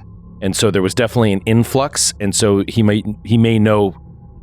Feels that there might be Chinese people that also feel like fish out of water a little bit, but that have also delved into the inland and stuff and searching and That's whatever. straight mining. out of the document. That's a very that cool I sent idea. you. Give me a luck roll. It's not crazy to think they'd be here. Are they here right now? Oh, my luck. Is it good though, Lavallee? No, not here. You look around. Look around. Okay. No Chinese people. All locals. Maybe they don't hang out here. Okay. All locals. And yeah, in that case, I guess easiest for me would be looking for slightly nicer dressed people that seem to have a little bit of money, something like that. Okay. The general vibe, if anyone has any money in here, you don't know who. Yeah. No one is trying to wear their wealth on their, Like in their fashion, right? Yeah, on their shoulder. They're not trying to show off, and probably because it might be a little dangerous to do so. Okay. There might be people with money in here, but they all look like rough, tumble customers. So the rough and tumble that we saw, that was a bar fight, not like a prize fight. no. Yeah, Bar no, fight. that was a bar That was fight. a bar fight. I mean, at this time, like the 20s, like this is, I feel like to an American, a good analog is like Frontier. Wild West. Yeah, Wild West. This Oh is my God, have you guys ever seen The Proposition? Like The That Proposition movie? or like Holy shit. Big Lee Down one of Under the or best something. Westerns ever, and it's in Australia. Dodge will be like, what we have in here is a combination of people that belong to an expedition party and then what the locals call swag men. And they are sort of laborers for hire. And sometimes they'll just wander the desert looking for work, and other times they'll come into town like this, kind of transient laborers. anyone you know that in this room, perhaps, who might have had professional dealings with Mr. Mackenzie? See, it's been a while since I've been to Port Edland, but True. I don't really recognize even the bartenders. Not someone that I know, and I've spent a good time here Okay. at Bertram's back in the day. I've got an idea, Von. Very well. Perhaps Wonder I'm single. Perhaps we could identify someone or someones who look like these laborers or, freelance expeditioners. We could say that we represent a potential expedition, represent someone that is looking to hire and is looking for adventurers of experience. See if they have experience, gauge if they are telling the truth about their experiences, and see who has traveled deeper into Western Australia and perhaps towards these locations. I just don't want to say that we are the ones looking for them because I fear we may get robbed. Can I ask you what's your goal here? Trying to find out if they know about some of this dark stuff that McWhirr was talking about? It might be better to just be direct with them. Yes, I guess I'm trying to see if they have experience with the Aboriginals, perhaps. I'd rather prefer the direct approach myself. You run-ins. Almost all of them have experience with the Aboriginals. It's more man to man. We are out of towners, after all. Is sort of conversation one gets drawn into when one meets a stranger. All right, fair enough. Maybe buy him a round of beers and say, mind if we chat with you? Yes, this is a key that has unlocked many a conversation I've had in my travels over the years. Gotta find a good group. And I love the three of these guys just hanging out. I know. May I do a kind of a? Well, how would you do this? Like, as far as like, finding. They're not exactly hidden. It's not like a companion.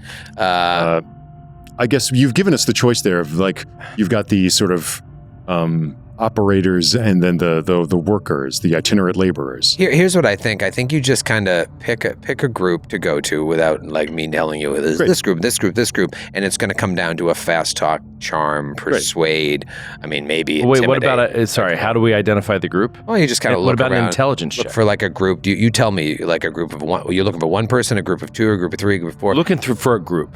Okay. Yeah, let's do a group. Big group or like a small group. Yeah.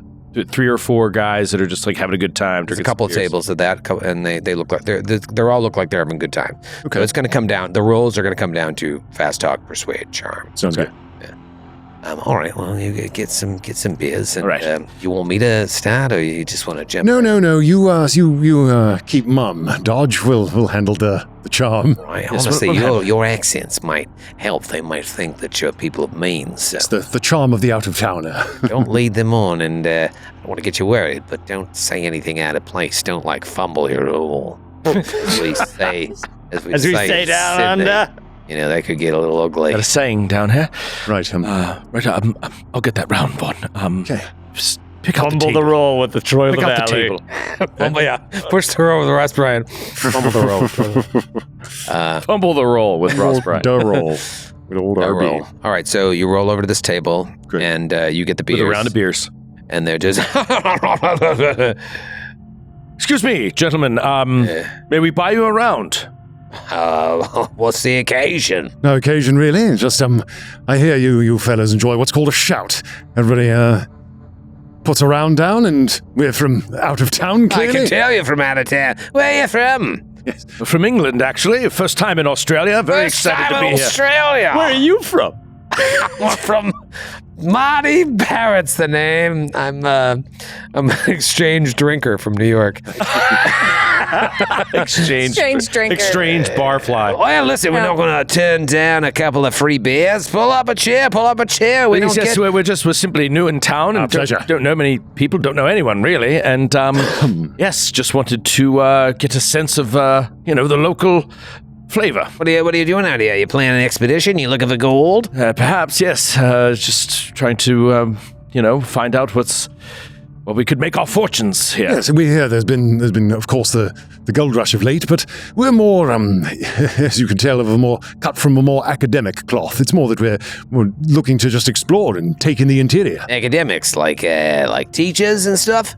Yes, that's what I do. Yes, I'm a teacher. Yeah. Yes.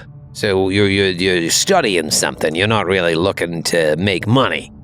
In a way, as a professor, you get tenured, you lock in your salary. It's really more, it's archaeology, anthropology, these sort of things. If some gold wanders into our path, oh boy, I won't say no to it. Certainly not. I wish I could get a little money. That's like... Teachers are underpaid, am I right? Yes. I don't know anything about that. It's the hardest job you'll ever love. All right, I have to take your word for it. Yes. Rob just glitched. So do you chaps here, you do... Such a sucker for forced laughter. I love it so much. So do you chaps take part in some of the gold mining operations here? Yeah. I don't know. We're out there all the time. Haven't had much luck lately, but we're gearing up, right? We're gearing up to head back out there into the bush pretty soon. Yeah, just heard some ideas and some stuff along the CSI that we're going to be looking for some stuff. I can't talk too much about it. No, don't want to. No, of course not. competition. We're not looking to step on anyone's finds. We have heard a name that was tossed about a miner of some substance in the area. A miner, like a young person. No. Someone who oversees mining in a way, and perhaps gold mining at that. A Robert Mackenzie. Do you know this name? Have you ever heard of Robert Mackenzie? We looked into Mackenzie. Yeah, we didn't end up going with him. No. Yeah. So we're wondering if he's trustworthy or not. Your sort. Yes. Was he? Did he not come up as trustworthy in your little search? A little too expensive. I'd say. Yeah. All good reviews, but we just couldn't afford them. Understood. But apparently he's well respected around here. We usually head over to Concudgery and we'll work with the Wycrofts or one of the other outfits down there. It's a little cheaper, but you want to save money where you can. Wycrofts, well, we'll remember that. Would this be the sort of person that you might... Now, as I said, we're from out of town, clearly. If one was to just do some exploration, obviously not jumping any claims, old man, but just to get the lay of the land of this little Antipodean isle that you call home, where would one of these gentlemen be suitable as a guide? A guide? You're looking for some sort of help?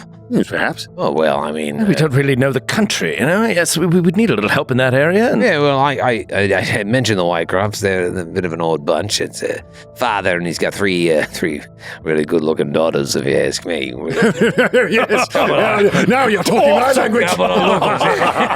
Yeah, you're unmarried, yeah? No, of course. Right now I am. Well, we've all given it a shot. Am I married? While I'm at home. I'll tell you, they're very friendly. That's all I'm going to say is they're very friendly. Yes, lovely. That Wycroft, he's a bit of an old duck, but he's always looking to be a part of stuff like this. So you might be getting a little 2-for-1 or 3-for-1, if you know what I mean. You head out there, use his supplies. He'll help you supply, and he'll head out there with you. Though I'm not sure if he's the sort that you want to spend too much time with. Really, is he really that much of an old bird? Yeah. You all drink far faster than we do. I was going to say, is it? My turn. Who's got the next one? Yes, I will go and get more. And you go up to the bar, and we cut to the ladies' lounge. Walsh going, awesome. Fucking A! Awesome! Hot daughters! That's what I was looking for. Side quest. It's so not. I wish you would just cut to the actual character portrait of Marion Walsh. I look at it all day. To remember that he just said, awesome! There's awesome women. Doughy little academic. Let's smash it. God. You walk into the ladies' lounge. Canceled. It is this like side building, completely unadorned. It's not nice. There's a small bar with a woman behind it and a couple of like very, very drunk Australian women that are just sitting there. Yes, Tillicast. This is what it's like. That's what it's always like. Yes. Now, I have to say, before we go in, I must say, Tillicast, you look absolutely hotsy-totsy. I feel liberated. Give us... Weird way. Right? Give us a 12. And sissy that walk. Let's take a look. I didn't know that it flows. These skirts, they can flow. Yes. There's more air reaching parts of me than I thought. Exactly. Good for the humors. Yeah. Good Lord. Okay. What? Yeah. All Good right. for your constitution. Now, we had the plan that where you and Dr. Walsh are a married couple, and myself. There's as still you know, time to switch that, though. You know what I mean? Like, what if I was married to Vaughn? Well, we could have, but now it makes up the story. They've already gone in. Yeah, yes. I should have thought of that earlier. But you're doing great.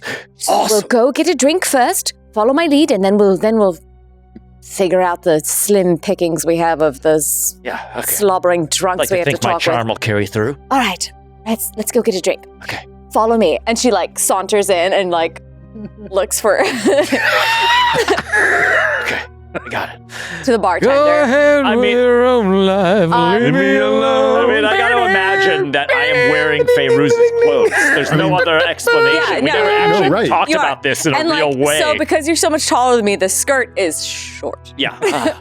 Yeah, and I guess we've established that pantyhose exist, right? Yes. The silk ones. to I mean- cover up Yes, the they're hair. not on your head this time. Yeah. Fairuz didn't know. is like ripped though. Yes, So- she is strong. Yeah. Okay. So it's swimming on you up top. I don't Yeah. know what we've got for a wig, but somehow we fashioned one. You have my blonde one that I wore when we went to... Oh, that's right. Yeah, so you're wearing Okay, I'm a blonde. my ratty blonde wig that I wore a little in hat.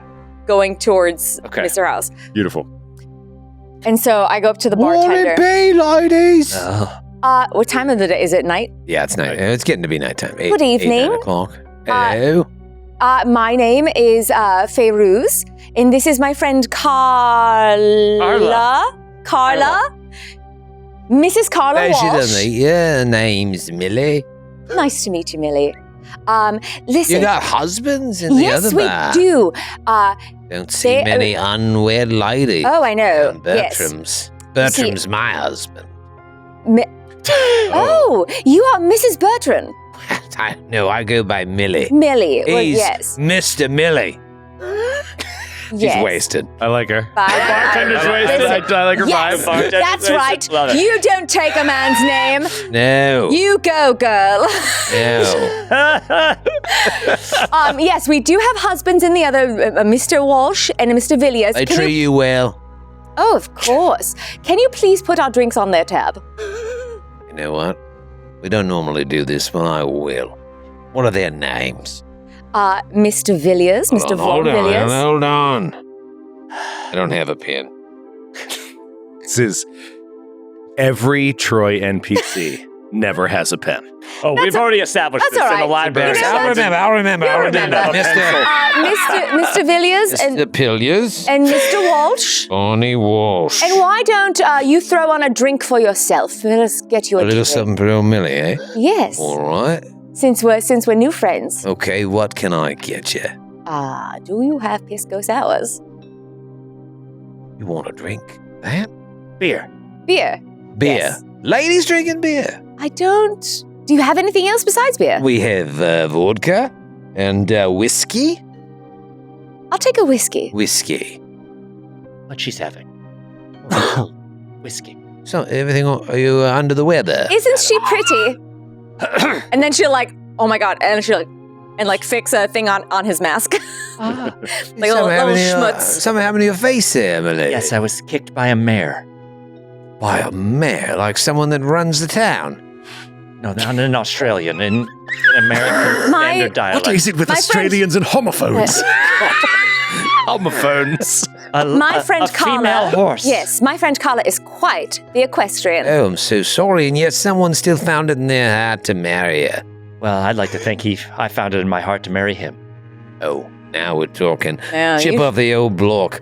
All right, 1 whiskey, 2 whiskeys. And what would you like? Going on Billiards and Barry's tab, and something for myself. I'll have a beer. Amazing. Hey, cheers to husbands. Who needs him? Who needs them? Okay, fine, that's what we're doing. What brings you to Australia? Well, we don't really get involved in our husband's work. You know how it is. Miners. Ugh, so boring. But they're here. They're here trying to plan a work trip with a Mr. Robert Mackenzie. Was it? Yes. Mackenzie, no. Do you know anything about? Sound familiar. He works here in Port Hedland or in Concudgery? Lord knows, I don't get involved in their shit. Oh, men stuff. Yeah, but you never heard of him before? No, Mackenzie. No, Mackenzie? It rings a bell, but I don't know. If I saw him, he doesn't come in here, right? If I he's bet- married, maybe I've met a Mrs. Mackenzie, but I don't Oh, remember. I bet you got a lot of lookers in here sometimes, so you get to see all the gentlemen that come in here. Well, I don't look. I don't have a wandering eye. My husband may be a real piece of trash, but I love him. I love him, and I'd never look the other way. Oh, no. Not saying that you'd ever be tempted, but it's not That's kind of what you implied. No.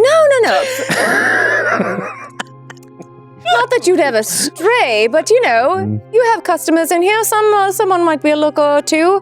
Well, I just keep my eyes here on the ladies' lounge. That's what I do, and then I go home, and then we do what we do. Oh, do you have any? Do you have a lot of friends here? That Friends? No time for friends. oh, you must I have. work 13 hours a day. Well, you've gained 2 new friends. Really? Yes. Friends? Why not? All right, well, a little. are you going to be here for a while, or are you just leading me on? You're going to be coming back in here every night? I've got friends everywhere I go, but I don't get to... You know how husbands are, I do. no. All right, well, But we'll try. All right. Sorry, I've been drinking and very tired, but it's nice to meet you, and you're very kind. I don't know anything about this Mackenzie. No. Yeah. Are you travel with your husbands when they head out there into the bush? Oh, well, see, it's our first time in Australia, but we've gone on work trips with them before, begrudgingly. Is it all right going out there? I mean, it's a little dangerous. Not many women go out there. They usually stay back here. Like these two women, they've been here for 3 weeks waiting for their husbands to come back. Really? Literally, they just sleep here. They drink until they fall asleep, and they wake up the next day and get right back on it. You don't say. Yeah. I'm surprised. You're going out there with your husbands. Well, I don't know yet if we're going to be going on. We might hang back, but I do love my husband. So is there danger? Is there some? It's very dangerous. They say there's a whole group of people worshiping some sort of bat god out there. You don't. Oh yeah, apparently a group of Aboriginal Australians, a nasty group, worshiping some sort of bat god. You don't want to go out there. It's dangerous. All those myths and legends, it sounds like they're true, if you ask me. Well, what's true? Found all these corpses found by caravans and drovers, and the victims, they had all these holes in their body. Carla nearly drops her drink. God. Carla, you all right there? Sorry, it's just very shocking. Feminine nerves. Yes, I'm so weak. Yeah, I met a wife of a master of a camel caravan came through here a while back and claims to have seen this bat god. When was this? Oh, this was like 2 months ago. Who was this? Worst thing they ever laid eyes on, is what the wife said. Her husband never seemed right after that. Who was he? Some camel master. You don't know his name? No, he's just making a swing. Is his wife hanging around? She's drinking here? No, they won't be back in Port Hedland for months, but a lot of dangerous business out there. Crazy stories you hear. Really? Crazy stories. I wouldn't go out there. Let your husbands go out there. And this has happened Maybe they won't come back and you can find some new husbands. Am I right? Don't tell Bertrand. I knew I do hope he dies. You told me that. I didn't. I don't go straight. But I would never knew. step out on him, but I do hope he dies. I would never have a wandering eye. But if one night he never came home, I'd be fine by the A next little tip for you. Yeah. Nightshade. Oh, a little poison. They do say that is a woman's weapon. It is. Yes. You didn't hear it from me. No, I did. You just said it. She's not the smoothest. Calling her on every single thing. You didn't hear it from me. No, I did. You literally just said Offered that just said it. suggestion. Everything's lit. So this has happened so frequently that, or is this just a one-time thing? And Yeah, no, it's caused a bit of a commotion. You don't even see many people come around here anymore. These rumors, people start believing them. Really? What, did you read about it in the newspaper? Or We don't people have talking newspaper. about it? Everyone's illiterate out here. Oh, you don't say. Yeah. Yeah, they say there's like some white madman leading this group of Aboriginals. Can you believe it? You think a bunch of Aboriginals are following some white man around? No. So is an old white man doing some fuck shit. Not happening. A lot of crazy rumors. Yeah, I try not to believe too many of them, but I'd be surprised. So All I know is the business has been slow, so Really? certain people are believing it. So and you don't know who this man is. No, this man doesn't even exist. It's all stories. Oh. What goes on out there is out there's business. I stay here and I serve good ladies like you, my new friends. Yes, Yeah, right. that's Yes, right. please. Are you all right? Is that A whiskey little- too much for you? No, the whiskey's fine. And just like instinctually, Carter doesn't even think about it, just shoots it. She usually has wine spritzes. I don't know if this And is just goes like, fuck yes! Awesome! Yeah, it's all bunk. I don't mean to get you scared. I just wanted to let you know that there's a chance if you go out there with your husbands, and it could get a little dangerous. Maybe Oh. do something else or send them. We've got pants we can put on. Yes. We'll be okay. Is that an expression? From One leg at a time. Is An American the, expression. Yes. Put on both pant legs. All right. That's Because when you're a exactly- woman, they don't expect that. That's yes, Right. ancient Ants. American proverb. Right. Pants for ladies. What we say? Pants for ladies. Ladies. We cut back to the men's lounge. Naked women! Oh, the best. The best. The stuff that dreams are made of. The double pretending that. You guys are all right. You Double are pretending. all This is truly. right. I can't keep up. Oh, I can't keep up. Oh, so what's the plan? You're just gonna head out there, a couple of Englishmen without any local support? well, should we not, sure old it'll man? be fine. Should we not? Sure it'll be fine. Show them to me. What do you got? Do you think they're gonna look? Point me in the direction. They're gonna look for the great city, the great lost city. You think they're gonna be looking for the great lost? These professors, they're gonna be looking for the What are great you lost talking city. about, Maybe man? great loss. There's no city. Oh, wait. El Dorado. No, it's called kind of like El Dorado. No. What's the thing? You're on the wrong continent, man. There's a guy. He works nearby. Name's Johnny Big Bush. Johnny Big Bush. He loves to tell all these stories of these old. That name one more time. Johnny Sorry, Big I Bush. looked at Rob's face. Sorry, please write that down immediately. Johnny Big Bush. Johnny Big I never Bush. want to forget that name. Yeah, no, he Big Bush. works nearby. He loves to tell all these old Aboriginal tales. He says there's this tale of this wonderful city that's hidden in the great sandy desert, right? Isn't that what Johnny says? Yeah. City of Gold. Oh, city of gold, city of gods. There's a god,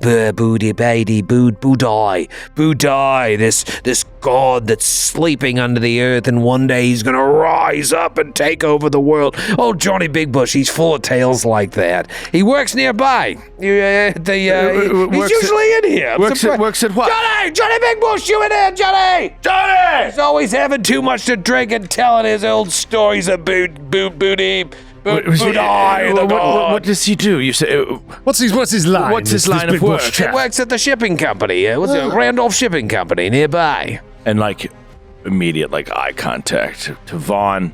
His eyes are floating a little bit. Marion's getting a little drunk with these guys. I think this is Vaughn also is trying to keep up the pretense and everything, and is also watching Marion in spy mode, teasing the information out of these folks. And he's like, you crafty snake, and but is also, of course, the eyes shoot over as soon as the shipping company is named. Like, really? Well, that's quite a rumor. The shipping company, does it employ a lot of people around here? No, it's just small- one guy. small operation. I think Johnny's the only guy that works for the owner. I haven't seen Johnny. Have you seen Johnny in here? Well, no, I haven't seen Johnny. Usually he comes in after work. Johnny! Oh, he's not around. Now that I think about it, I haven't seen Johnny in a few days. He's usually comes in right after work. Sometimes he comes in with his boss, Toddy. Toddy! Oh, anyways, Johnny's always got great tales. He's Aboriginal. These Aboriginals, they got wild imaginations. And Johnny, you get a couple beers in him, he'll tell you some crazy stories. No doubt. I understand. Of course, most of what you say, no offense, but what's his boss's name? Toddy Randolph. Tony Randolph. Toddy! Tawny. Toddy! Toddy! Like you're late. No, do you not have a name like Toddy in England? No, Toddy. T-O-T-D-D-Y. That's right, Toddy Randolph, yeah. I'm so sorry. Yeah, He's an ornery to it eaten. Yes. ornery fella, and cheap, too, that Toddy. But he always has, he's got Johnny, and they'll come in, they have some drinks, and then he wanders off. Anyways. But they're regulars. I wish Johnny was here. He's so good. He's a good drinking buddy. Johnny! He's not here. Alas, Johnny Big Bush. Hey, to Johnny Big Bush! Yes. To Johnny Big Bush! Johnny Big Bush! I hope he's still alive. Yes, and perhaps we'll have to speak with him. Yes, simply about must. this Just to hear the ancient tall city of tales. gold. If I find it, I'll cut you all in. Yes. How about that? Oh, you Yes. know, who needs to 10%. Who needs to read All a of book you. when you can have a couple of drinks and listen to tall tales by Johnny Yes, Big Bush? yes, love it. The rumors of your literacy are true then. We have not arranged a place to stay. It's rather shame-making, what? Yes. That we haven't... You guys are crazy. I thought I'd be of my right mind by the time I left, but it's you. You have all done it to me. You're the ones who bought the drinks, right? We just drank them. There's the Outback Inn. That's probably the only place you're going to get a place to stay tonight. Well, I suppose it's the Outback Inn for us. Maybe the owner's here. I don't see him. I can't see much. But yeah, I would try the Outback Inn. It's not too far from Randolph Shipping Company, actually. But Really? And walkable. other than that, yes, there's, walkable this way. I mean, it's about a mile that way, but what's that, like a half an hour walk? Well, no need to rent a bloody camel for just 1 mile. You guys want to ride? I could drive you. Tempting You know what? as Thank that you is. so much. But we'll walk it. I could use the exercise. All Any right. exercise. I would simply love to get in a car with you, make a bunch of irresponsible choices, but my wife would not let me hear That's the right. end You of got this. wives in the ladies' lounge. Yes. You should drive our wives. And we'll walk. I will. I'll do it. I'm gonna make a Wives pass at can't them. live with him. End of Let idiom. me tell you something. If you go visit the White Cross, don't bring your wives. You'll come back with 3 more. That's the dream, isn't it? His daughters. Ah, ladies, we love them. They're so attractive. Your wives, there's no way they're as attractive as they are, and they're gonna feel less that. Well, this has been one hell of a I shout. am, as they say, overserved. Yes, Gentlemen. Yes, All feeling a right. bit ship-lagged. You've treated us to a lovely evening, gentlemen. Yes. Give our regards to Johnny Big Bush if you see him. I sure will. Get the fuck out of here. Fuck you. Bar fight. To end the scene. You see Mary just getting pommeled. Thrown out of the bar. Okay. Yeah, that's All it. right. All right. Can We I- wrap it up. Okay. So we'll cut from that nonsense What are you talking about? Actually, don't.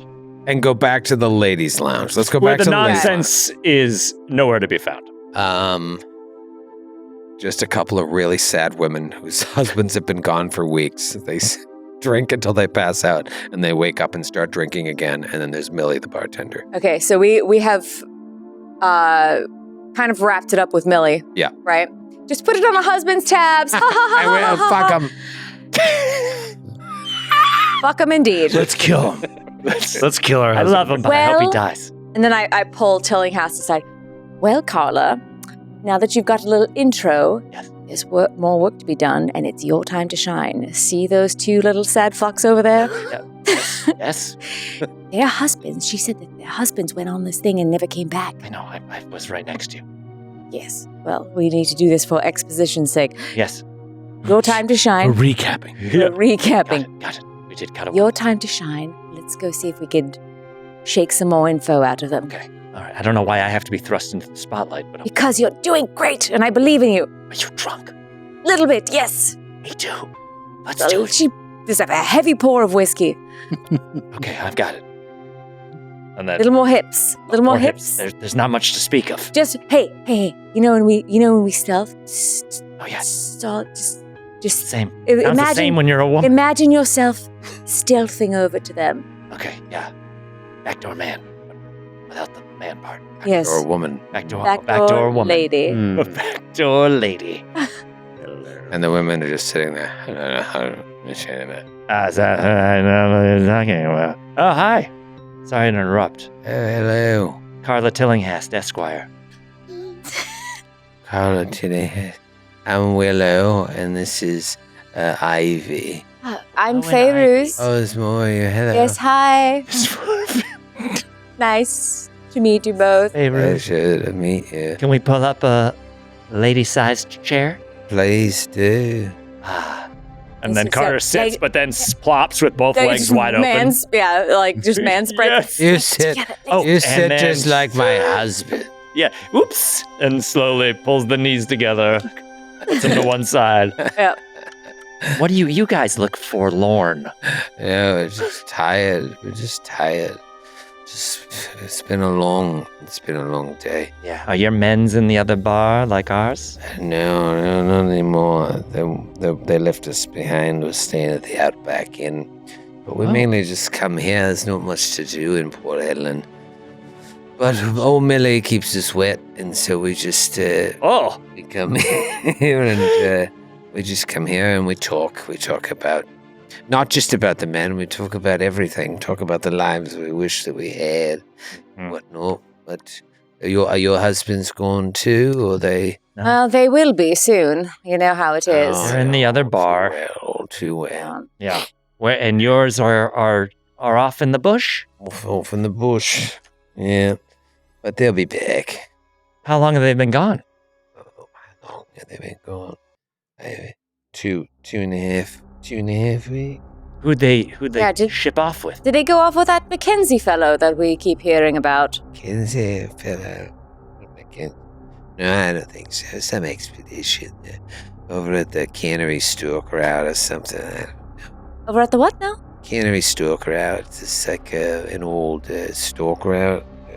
Like a store? Are you saying stork route? Cannery Stalker Store crow? Cannery Stalker Out. It's like it's an old. We don't know our husband's business, but I guess there's a lot of watering holes, so it's an easier way to travel into the Great Sandy Desert. Oh, it's like a path with water, literal watering holes, not bars. I see. Yeah, right. Oh, you thought I meant watering holes. That's what I thought. Show me the way. You're funny. It's the middle of nowhere. They thought we meant watering holes. Yeah, I thought you mean like what a buffalo would drink out of. Yes. Where are you from? You don't talk like we do. We're from America. Yeah, America. That's why we speak American. Land of the free. Free, Yes. not three. Must be nice. Did they make you sit in little side bars in America, or are you allowed to? No, this is new to us. We can drink with the men. Yeah. You Yes. can drink with the men. Yeah. Yes. Every bar you go into, you can drink I think so. I don't know. Yes, in the 20s. unless it's a private club. In the world of this show, I Sure, think we drink you with can. the men. Yeah. This is drinking's illegal, period. How is Oh, good point. We can't drink legally. Well, I'll tell you something. You might think that that's a luxury, but I bet you walk into these bars and the men are yep, Oh. trying to you take have you no back to idea. their hotel, calling you exotic and whatnot, All the time. constantly. Calling me ravishing. You probably think that this is primitive. No, ladies, this is a luxury. This is a luxury to have our own space away from them. It seems It pretty. seems that way, yes. Yes. Yeah, spirits I seem saw- high. And nobody bothers you. Do you know on the way in here, I saw a man, just a fight, just fisticuffs, out in the street. You've never seen a fight in here. We've been coming here every night for 2.5, 3 weeks. Never been a fight. Sometimes we'll have a little bit of a spat, but it's because we drink. We never come to fisticuffs, and we No. never fight any of the other And I'll women tell you in this, here. our bathrooms are always in better shape. Much better shape. Right, yeah, the bathroom here is just a hole outside. Yeah, but I bet you guys aren't peeing all over the seat. No, there is no seat. You just kind of squat over a hole. It's just a hole. Oh, at least it might just Okay. at least it goes in the hole Still. and not. Yes. It's dark. Anyway, men are gross. Yes, I don't know where it goes. Oh. but you know, Well, anyway. Okay, so your husbands are gone with Gone, the yeah. with the watering hole trail. That's right. That's right. who did they go? On whose expedition did they go on? They were their own expedition, I think. I don't know. They came here trying to round up a crew and started talking to some men, and it seemed like they were interested in what they were doing, and so they went off with them, and they said they'd be back. We didn't think too much. We don't meddle in our husband's business. Oh, Well, So and I boring. get that, but do you remember the husbands ever talking about what was his name? Either a Mackenzie or a Houston. yes. And that name just was sticks in the my other mind because I one. think about Houston, Texas. That's a Yes. big state where we come from. Mackenzie, no. You remember Houston? No. Mackenzie, Houston. Was his name Houston? house. Oh, Houston. That's Wow. interesting. Maybe that's an accent thing. That could be it. There was a man named Houston. No, not Houston. No. Yeah. How? Wasn't they talking to a Houston? Hmm. Or some of their worked for a Houston? I don't know. No Houston. No Hmm. No, but Houston, maybe? Mackenzie. Houston, maybe. Maybe I remember a name like that, but no Houston. Oh, Oh, okay. well, it is my time of the month. So Oh, we should probably get going. right. Yeah, you got to deal Same cycles. with that. We're on the same cycle. Oh, don't we know? Yeah. Us too. In Us pee too. and in Yes. menstruation. And Let's when go. it happens, you know that it just keeps coming out. Carter clearly has no idea how this works biologically. He's like, Nothing and worse. it just comes out like a fountain. They should No, call it. They no, should. No, it doesn't. No. Just like if a sink broke the handle off. No. They should. Talk that- less. I'll tell you, they Is should. that not what happens? They should call it an exclamation point. I should get right, exactly, Yeah, because I get that's- so cranky. We need to get you. Anyway, I know Some chocolate? exactly how my gender functions. Yes. Let's get out of here. Right, that's how we talk. That's the normal way to talk. And if Right, you're good talking to you, Carla. And what was your name? Fayruz. Oh, You can just call me Faye. All right, Faye and Carla. Carla. now that's Carla. an Good luck with your period. Thank you. Christ. Good luck with yours. All right. Maybe we hear that coming out the door Yes, as yeah. Marion and I are there on the outside. Like, what the devil? The ladies' lounge is very different. Carter grabs a men's bunch lounge. of cocktail napkins. He's like, you know why. And then they start to walk Now off. you're free to go horseback riding or play volleyball.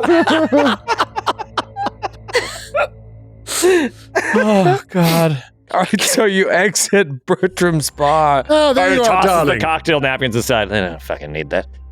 Hey, how'd it go? Yeah. Rather fruitful. Are you drunk already? They were This is- like, oh, look. Don't judge. They were really fun. They were a fun It's not my fault. It's Arian. been 20 minutes. How Arian. are you this drunk? You're fine. And that was just beer. Were you guys just drinking It was beer? 20 minutes. We had like 6 beers. I think we had 6 beers. We must have done. Must have done. But I think, yes. Drink so fast and so violent. Hold it right down. But we're overflowing, yes, with libation, but also with information. But I think that we should, As are we. maybe Big bush. 23. Excuse me? Big bush. Yes. We had Been dressed as a woman for got only it. 30 minutes. It's a very weird flex, but okay. Yeah. Got it. Big bush. Yes, don't worry. We're on the trail of Big Bush. But so Yes. but first we should make We're tracks. hunting in the big bush. Oh, okay.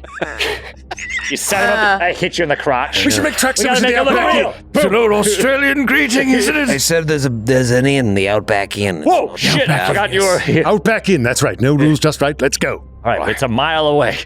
Yeah, put on your walking shoes. Yes. Can you walk? I can't wear these. I'll tell you that. God. I can't walk. So the 5 of you stumble towards the Outback Inn, and you share with them the information that you found. And you, maybe in your drunken stupor, don't realize this, but you assumed the Randolph Shipping Company was in Darwin, not in Port Hedland. And apparently it's here. And so if you, But we got this telegram from here. from Houston in Port Hedland, right? Yeah. But everything you saw from Randolph Shipping Company, it was Was labeled marked for Darwin. Darwin. And if you ask David about that, he's like, well, everything that comes in from Shanghai or England, it goes through Darwin. So it's on its way to Port Hedland through Darwin. If it was going to Sydney, it would come through Darwin. But this Randolph Shipping Company, it's something important to your investigation? Yeah. Yes. Yes. Very, very. What? Have you not been listening to anything? No, you make me leave the room and I go to the bathroom every 10 minutes. Yes, it's important. Yes, It's important, Dodge. Is there any Worry about it. fiber here on this continent? Yeah. I feel like you guys should Just- look into it. Just beer and celery. Yeah, that's probably what's. Well, celery's got fiber. All But you won't. This is a place that you thought was in Darwin, and it's here. So this is good Yes. news. Oh, this is very This is good amazing. news, yes. All right. So you want to call on this guy tomorrow morning? Is he? Yeah, I think so. Someone Perhaps. you're concerned about? Yes, concern is the word, old man. And perhaps I wouldn't like to meet the proprietor, Mr. Toddy, but get my eyes on this Big Bush chap. Yes, but first we sleep. To the outback. All right. So you Not head. the actual Outback, Marion, this way. Oh, You start walking right. off the road. the 5 of you stumble your way. Thank to the you, my Outback beautiful Inn. wife. Yeah, don't get any ideas. Gentlemen. You are sharing a room. Oh, they're sharing a room together. You You get to the Outback Inn, and you can see not too far away a building that you assume is the Randolph Shipping Company. Said it was right by. Said it was close Yeah, by. it's right there. Full time. There's a little vacancy sign. You go in. Hey, evening. Good evening. We would need a few rooms, please. Do you have any vacancies? Well done, yeah. Sign says we do. We have two, three. No, we have three rooms. 3 rooms. Oh, excellent. Well, I think you two will be in one. No, please. no. All king Of course size not. beds. Be bad luck, Carter. That'd be No, crazy. queen. Carla, my name's Carla still. 3 double beds. No, we don't have king and queen size. It's 3. Each room has 1 double bed. No, Damn it. that can't be right. No, that's. Look, check again. I will. We only have double beds.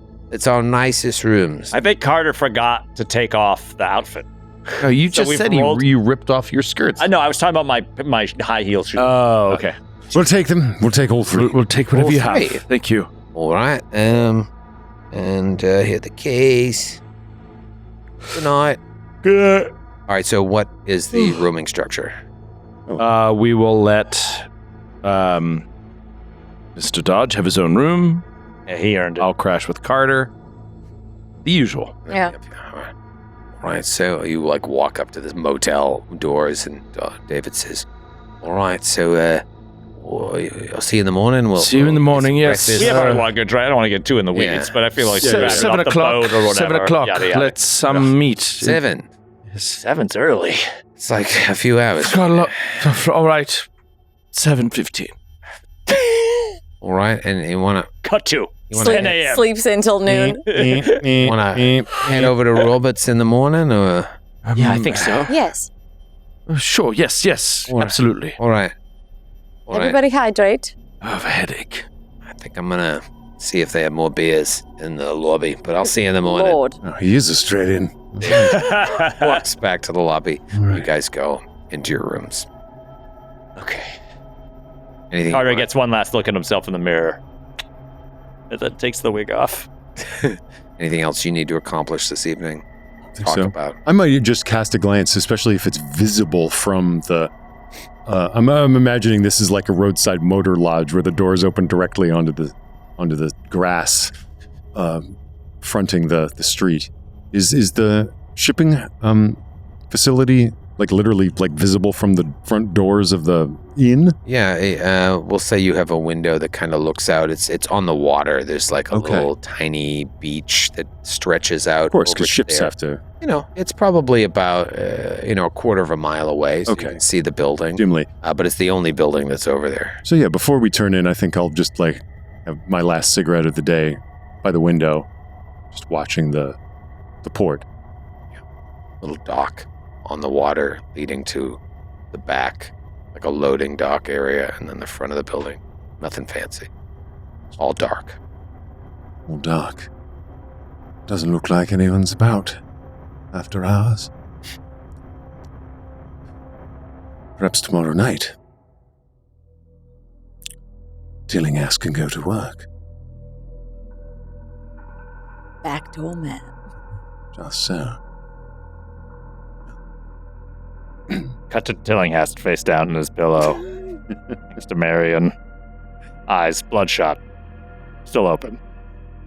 Don't know if Marion's already snoring. Eyes open. Eyes open. That's terrifying. Terrifying. oh God, sleep apnea. Hate it. Ugh. Just reaches over and unfolds the Margot letter again, or the Margot photo and the Margot mask.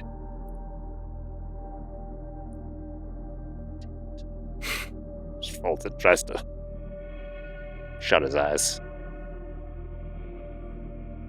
You get ready to go to sleep, and you wake up the next day and get yourselves together. You head outside. David comes out of his room looking fresh. Of course. Spring chicken. All right, you all get a good night's sleep. Yeah. No. Decent. Yes. I've had worse, Slept Dodge. amazingly well. Yeah. Had worse, Dodge. Good, yeah. So, Bed's a little small. yeah, well, you have to get used to keeping up with Australian drinking. Might be a little bit different than the way you go after it. But you've got work to do, yeah? I'll introduce you to my friend, and Yes, please. we'll take it from there. Yes. All right? Excellent. So you head to Robert Mackenzie's house.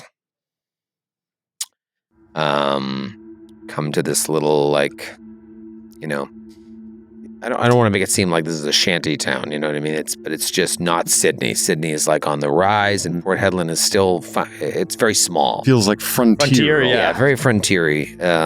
But there's this like nice little house, manicured lawn, but small, a little fenced-in yard in the back. And he's like, "Oh man, I haven't been here in a few years. He's going to be surprised to see me." Good man, though. Good man, trustworthy. And if you are thinking about heading out there and walking in McWare's footsteps, this would be a good man to know. And once again, I offer my services. Should that be something that you want to do? Of course, Dodge, of course. Yeah, well, Absolutely seem okay. heard and understood. Yeah. We copy. used to getting left by the wayside, as it were. So Oh. Yeah, it's just, never fun. Wanted Never to fun. just want to offer once more. Let me introduce you to my friend. Yeah, dunk dunk dunk dunk dunk dunk. Knocks on the door. Padding steps come, and a well-dressed gentleman in his early 40s, maybe a little bit younger than David, maybe by a couple years, answers the door. Unlike David's freckled arms, he's got like tan arms, tan face. He looks very healthy. Fish person. And it's like, can I help you? David?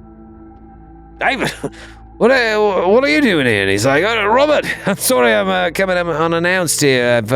I've brought some friends. You mind if we come inside? And Robert's like, of course, yes, please, come on in. Robert Mackenzie, nice to meet you. Nice to meet you, Dr. Marion Wesley Walsh. Yeah, Carter Tillinghast. Tillinghast, you're not Australians. You're from England, No, American. America. You're from America as Yes, well. Fairuz Gibran. Charmed, Mr. Robert Mackenzie, and Villiers, man, from Villiers. another Englishman. What are you doing with an old draft dodger like this guy? Oh. Draft dodger. Oh, Just an expression. Okay. I don't know if he actually dodged a draft. That's why nobody likes him. Yeah, he dodged the wind, maybe. That's the only draft that he dodged. Isn't that right, David? All right, Robert, that's enough out of you. well, I'm sorry to take the rather festive spirit of bonhomie out of the air so soon, but we've come, I'm afraid, to talk about some rather more sober matters. In particular, your departed friend. Allow me, Robert, this may seem a little strange. I'm sure it already seems strange that we're here. These are friends of Anthony's. They came here to look at a journal that evidently you gave Anthony. Why were you holding back on me, Robert? Afraid that I'd make a discovery that would put me on the map? And Robert says, No, my old friend. No, if anything, I was trying to protect you. I knew you'd just go out there, unlike Anthony, without taking the proper precautions. Get hurt, run headlong into danger, am I right? And David's like, you're probably right. Anyways, my new friends have traveled from very far, as you can see, and they're looking to sort of follow up on this. Anthony has given them his blessing, and, I'm hoping that they'll maybe take me along. Do you mind talking with them a little bit about, your relationship with Arthur and anything you may be able to help fill them in on? And he's like, yeah, of course. Please, come in. Can I offer you some lemonade? Oh, no, we'll I'm pass. good. We'll Thank pass. you. Thank you. Yeah. Good. Thank you. Had so much the other day. Maybe a beer. Say it, AM. Oof. Hair of the... Yes. Hair of the dingo. Let's go. Hair of the dingo. That's what we call it. All right. Couple of... Here we go. Again, such a large can. What can I... cheers. Cheers. Cheers. What can I tell you? How can I be of help? We've heard that you've not to be indelicate, you were executor of the unfortunate Mr. McWhirr's estate. Yeah, Arthur was a good friend of mine. We were colleagues, I guess you could say. I'd help outfit him and his expedition teams over the years and whatnot, and provide equipment. We just sort of became friendly along the way. We'd go out on a couple of digs together and whatnot over the years. Now, I've heard that, we understand that McWhirr was on the trail of, indeed, saw with his own eyes, I should say, a ruin that appeared to be evidence of an immense, legendary structure out there in the desert. Yeah, so you obviously read the journal, or if you're friends of Cal's, maybe you've seen those photographic plates that I let him have. He was absolutely convinced of what he saw out there. And you got to know this about McWhirr. Not only was he a fellow engineer, surveyor, archaeologist, respected colleague, he was an upright citizen. He wasn't one to just tell tall tales, and there's plenty of those that abound out here. I believed him. I believed that he wouldn't be making any of this up for attention. He saw some horrible things, lost a couple of his friends, and I was hoping that when he came back, we had sort of talked about going out there together and resurveying the area.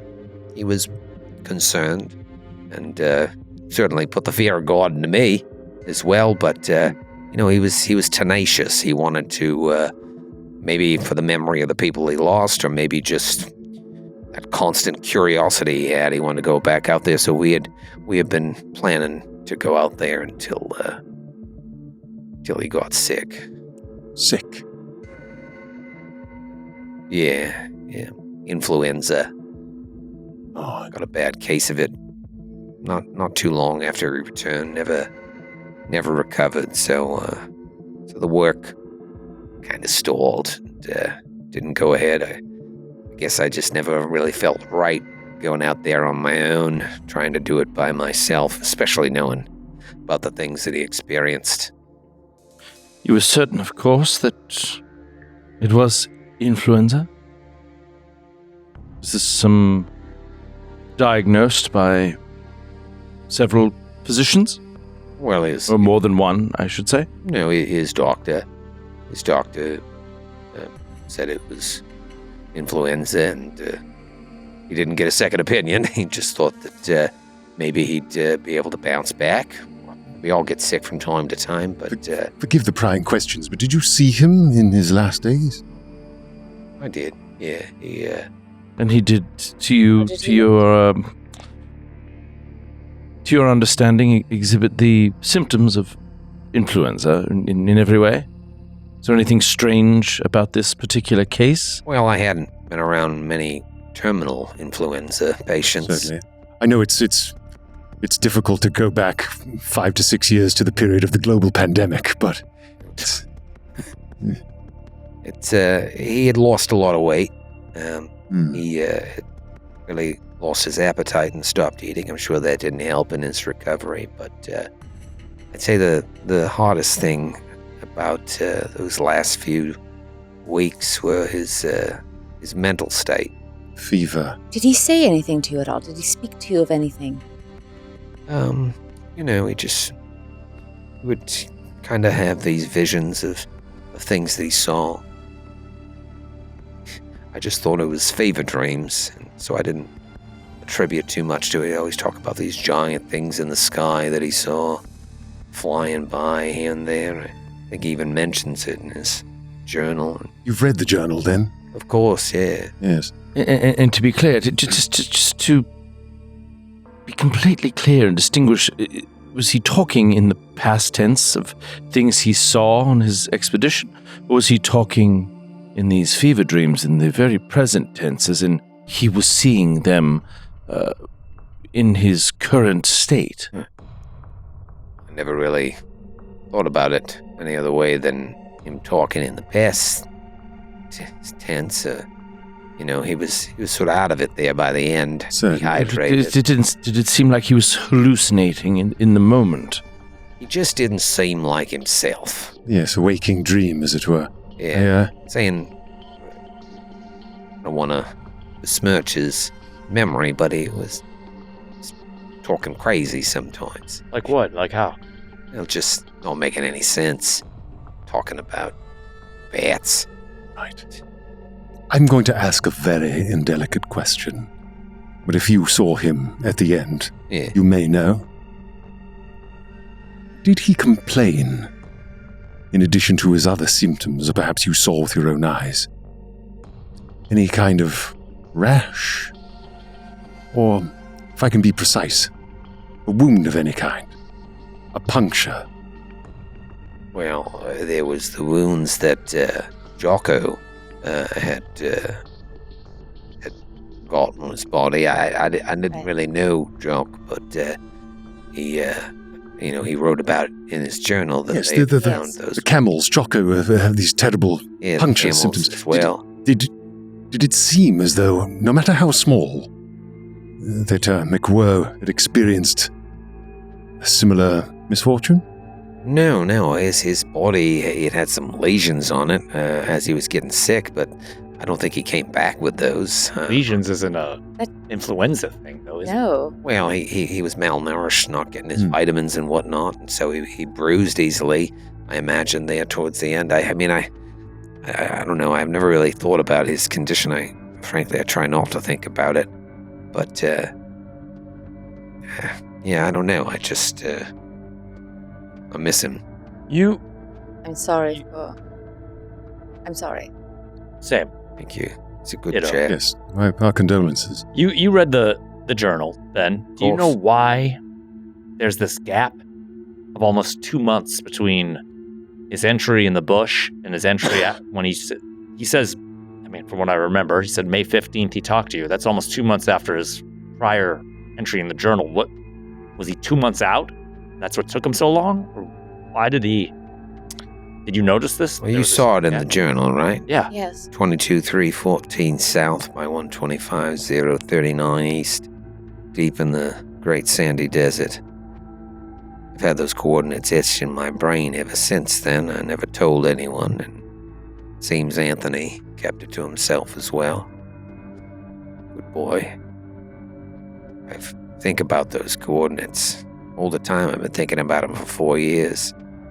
My work has kept me pretty busy, and I haven't had any time to trek out into the desert, but I've always thought about just going out there because I've asked myself that same question. What happened there? What happened there that made him lose time? That made him lose himself? Have you heard any other stories of anyone else going out there in misfortune or them not coming back?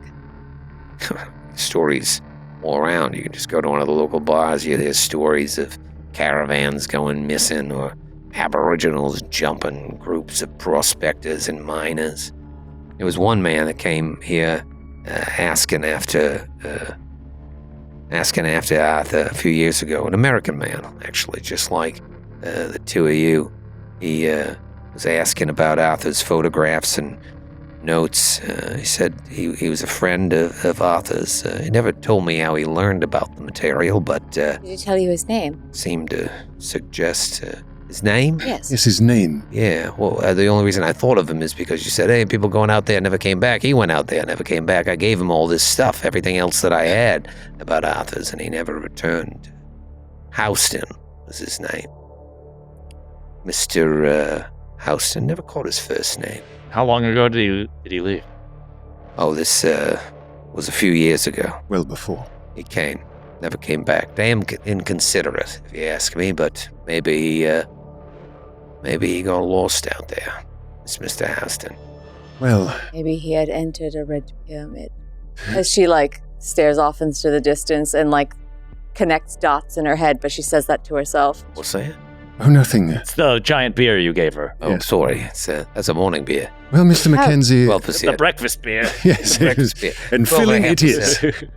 Mr. Mackenzie, I hear that you're a rather expensive chap to hire, but... I do good work, that's why. I Yeah. offer good services. What would you say about taking a little trip into the bush? I think I'm past being able to do that, but is that what you're thinking about doing? You want to go out there and walk in Arthur's footsteps and see what he saw for what reason, to what end? Interested parties. What drives a man to see something that perhaps no one has ever seen, or not seen for thousands of years? If what he claims is true, then to satisfy an adventurous spirit, would like to see it.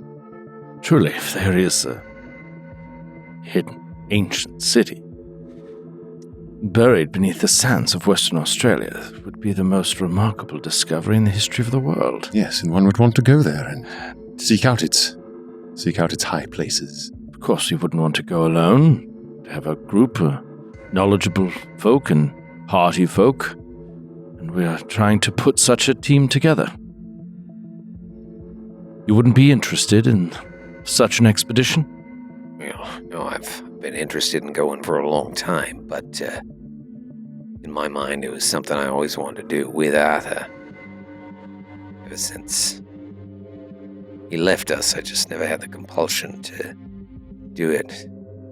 But I like the idea of it being done in an honorable way, something that would honor his memory, bring a sense of closure to this whole business. Of course, you must. He stands up and just starts pacing. He's like, "What you need a couple of Daimler light trucks, and well, you're gonna go out there. You gotta get a couple of weeks worth of supplies." And he starts writing things down. He's like, "Yeah, you need some excavation. You'll get some equipment. I could arrange for you to pick it up in Concudgery." And David, do you mean to go with him? And David says, "Well, I mean, if they'll have me, I would." Of course, David is coming with us. I am pretty freckly. Fortune does favor the bold, David. So I guess, Robert, I am planning on going with them. And Mackenzie's like, "Well, I am expensive, Mr. Villiers, is it? But I think I can take care of this free of charge. Because if you're going to do it, you're going to find these things that Arthur said was out there. I want you to do it right. And we'll see you next week." Yes, building a real straight-up expedition. Let's go. That's all I ever Into wanted the to do. bush. Awesome. Oh, into the bush! Dive into the bush. Trucks and It's a big oh bush. my god, equipment, supplies. I feel like we didn't roll dice maybe a single time that whole episode. No. And it's fine. The No. last time we rolled It's it was fine. for me to dress as a woman. Yeah. That's right. Well spent. Rolls well spent. I think I know who the Queen of Wands was. Yes. Yep. Oh my god. Oh.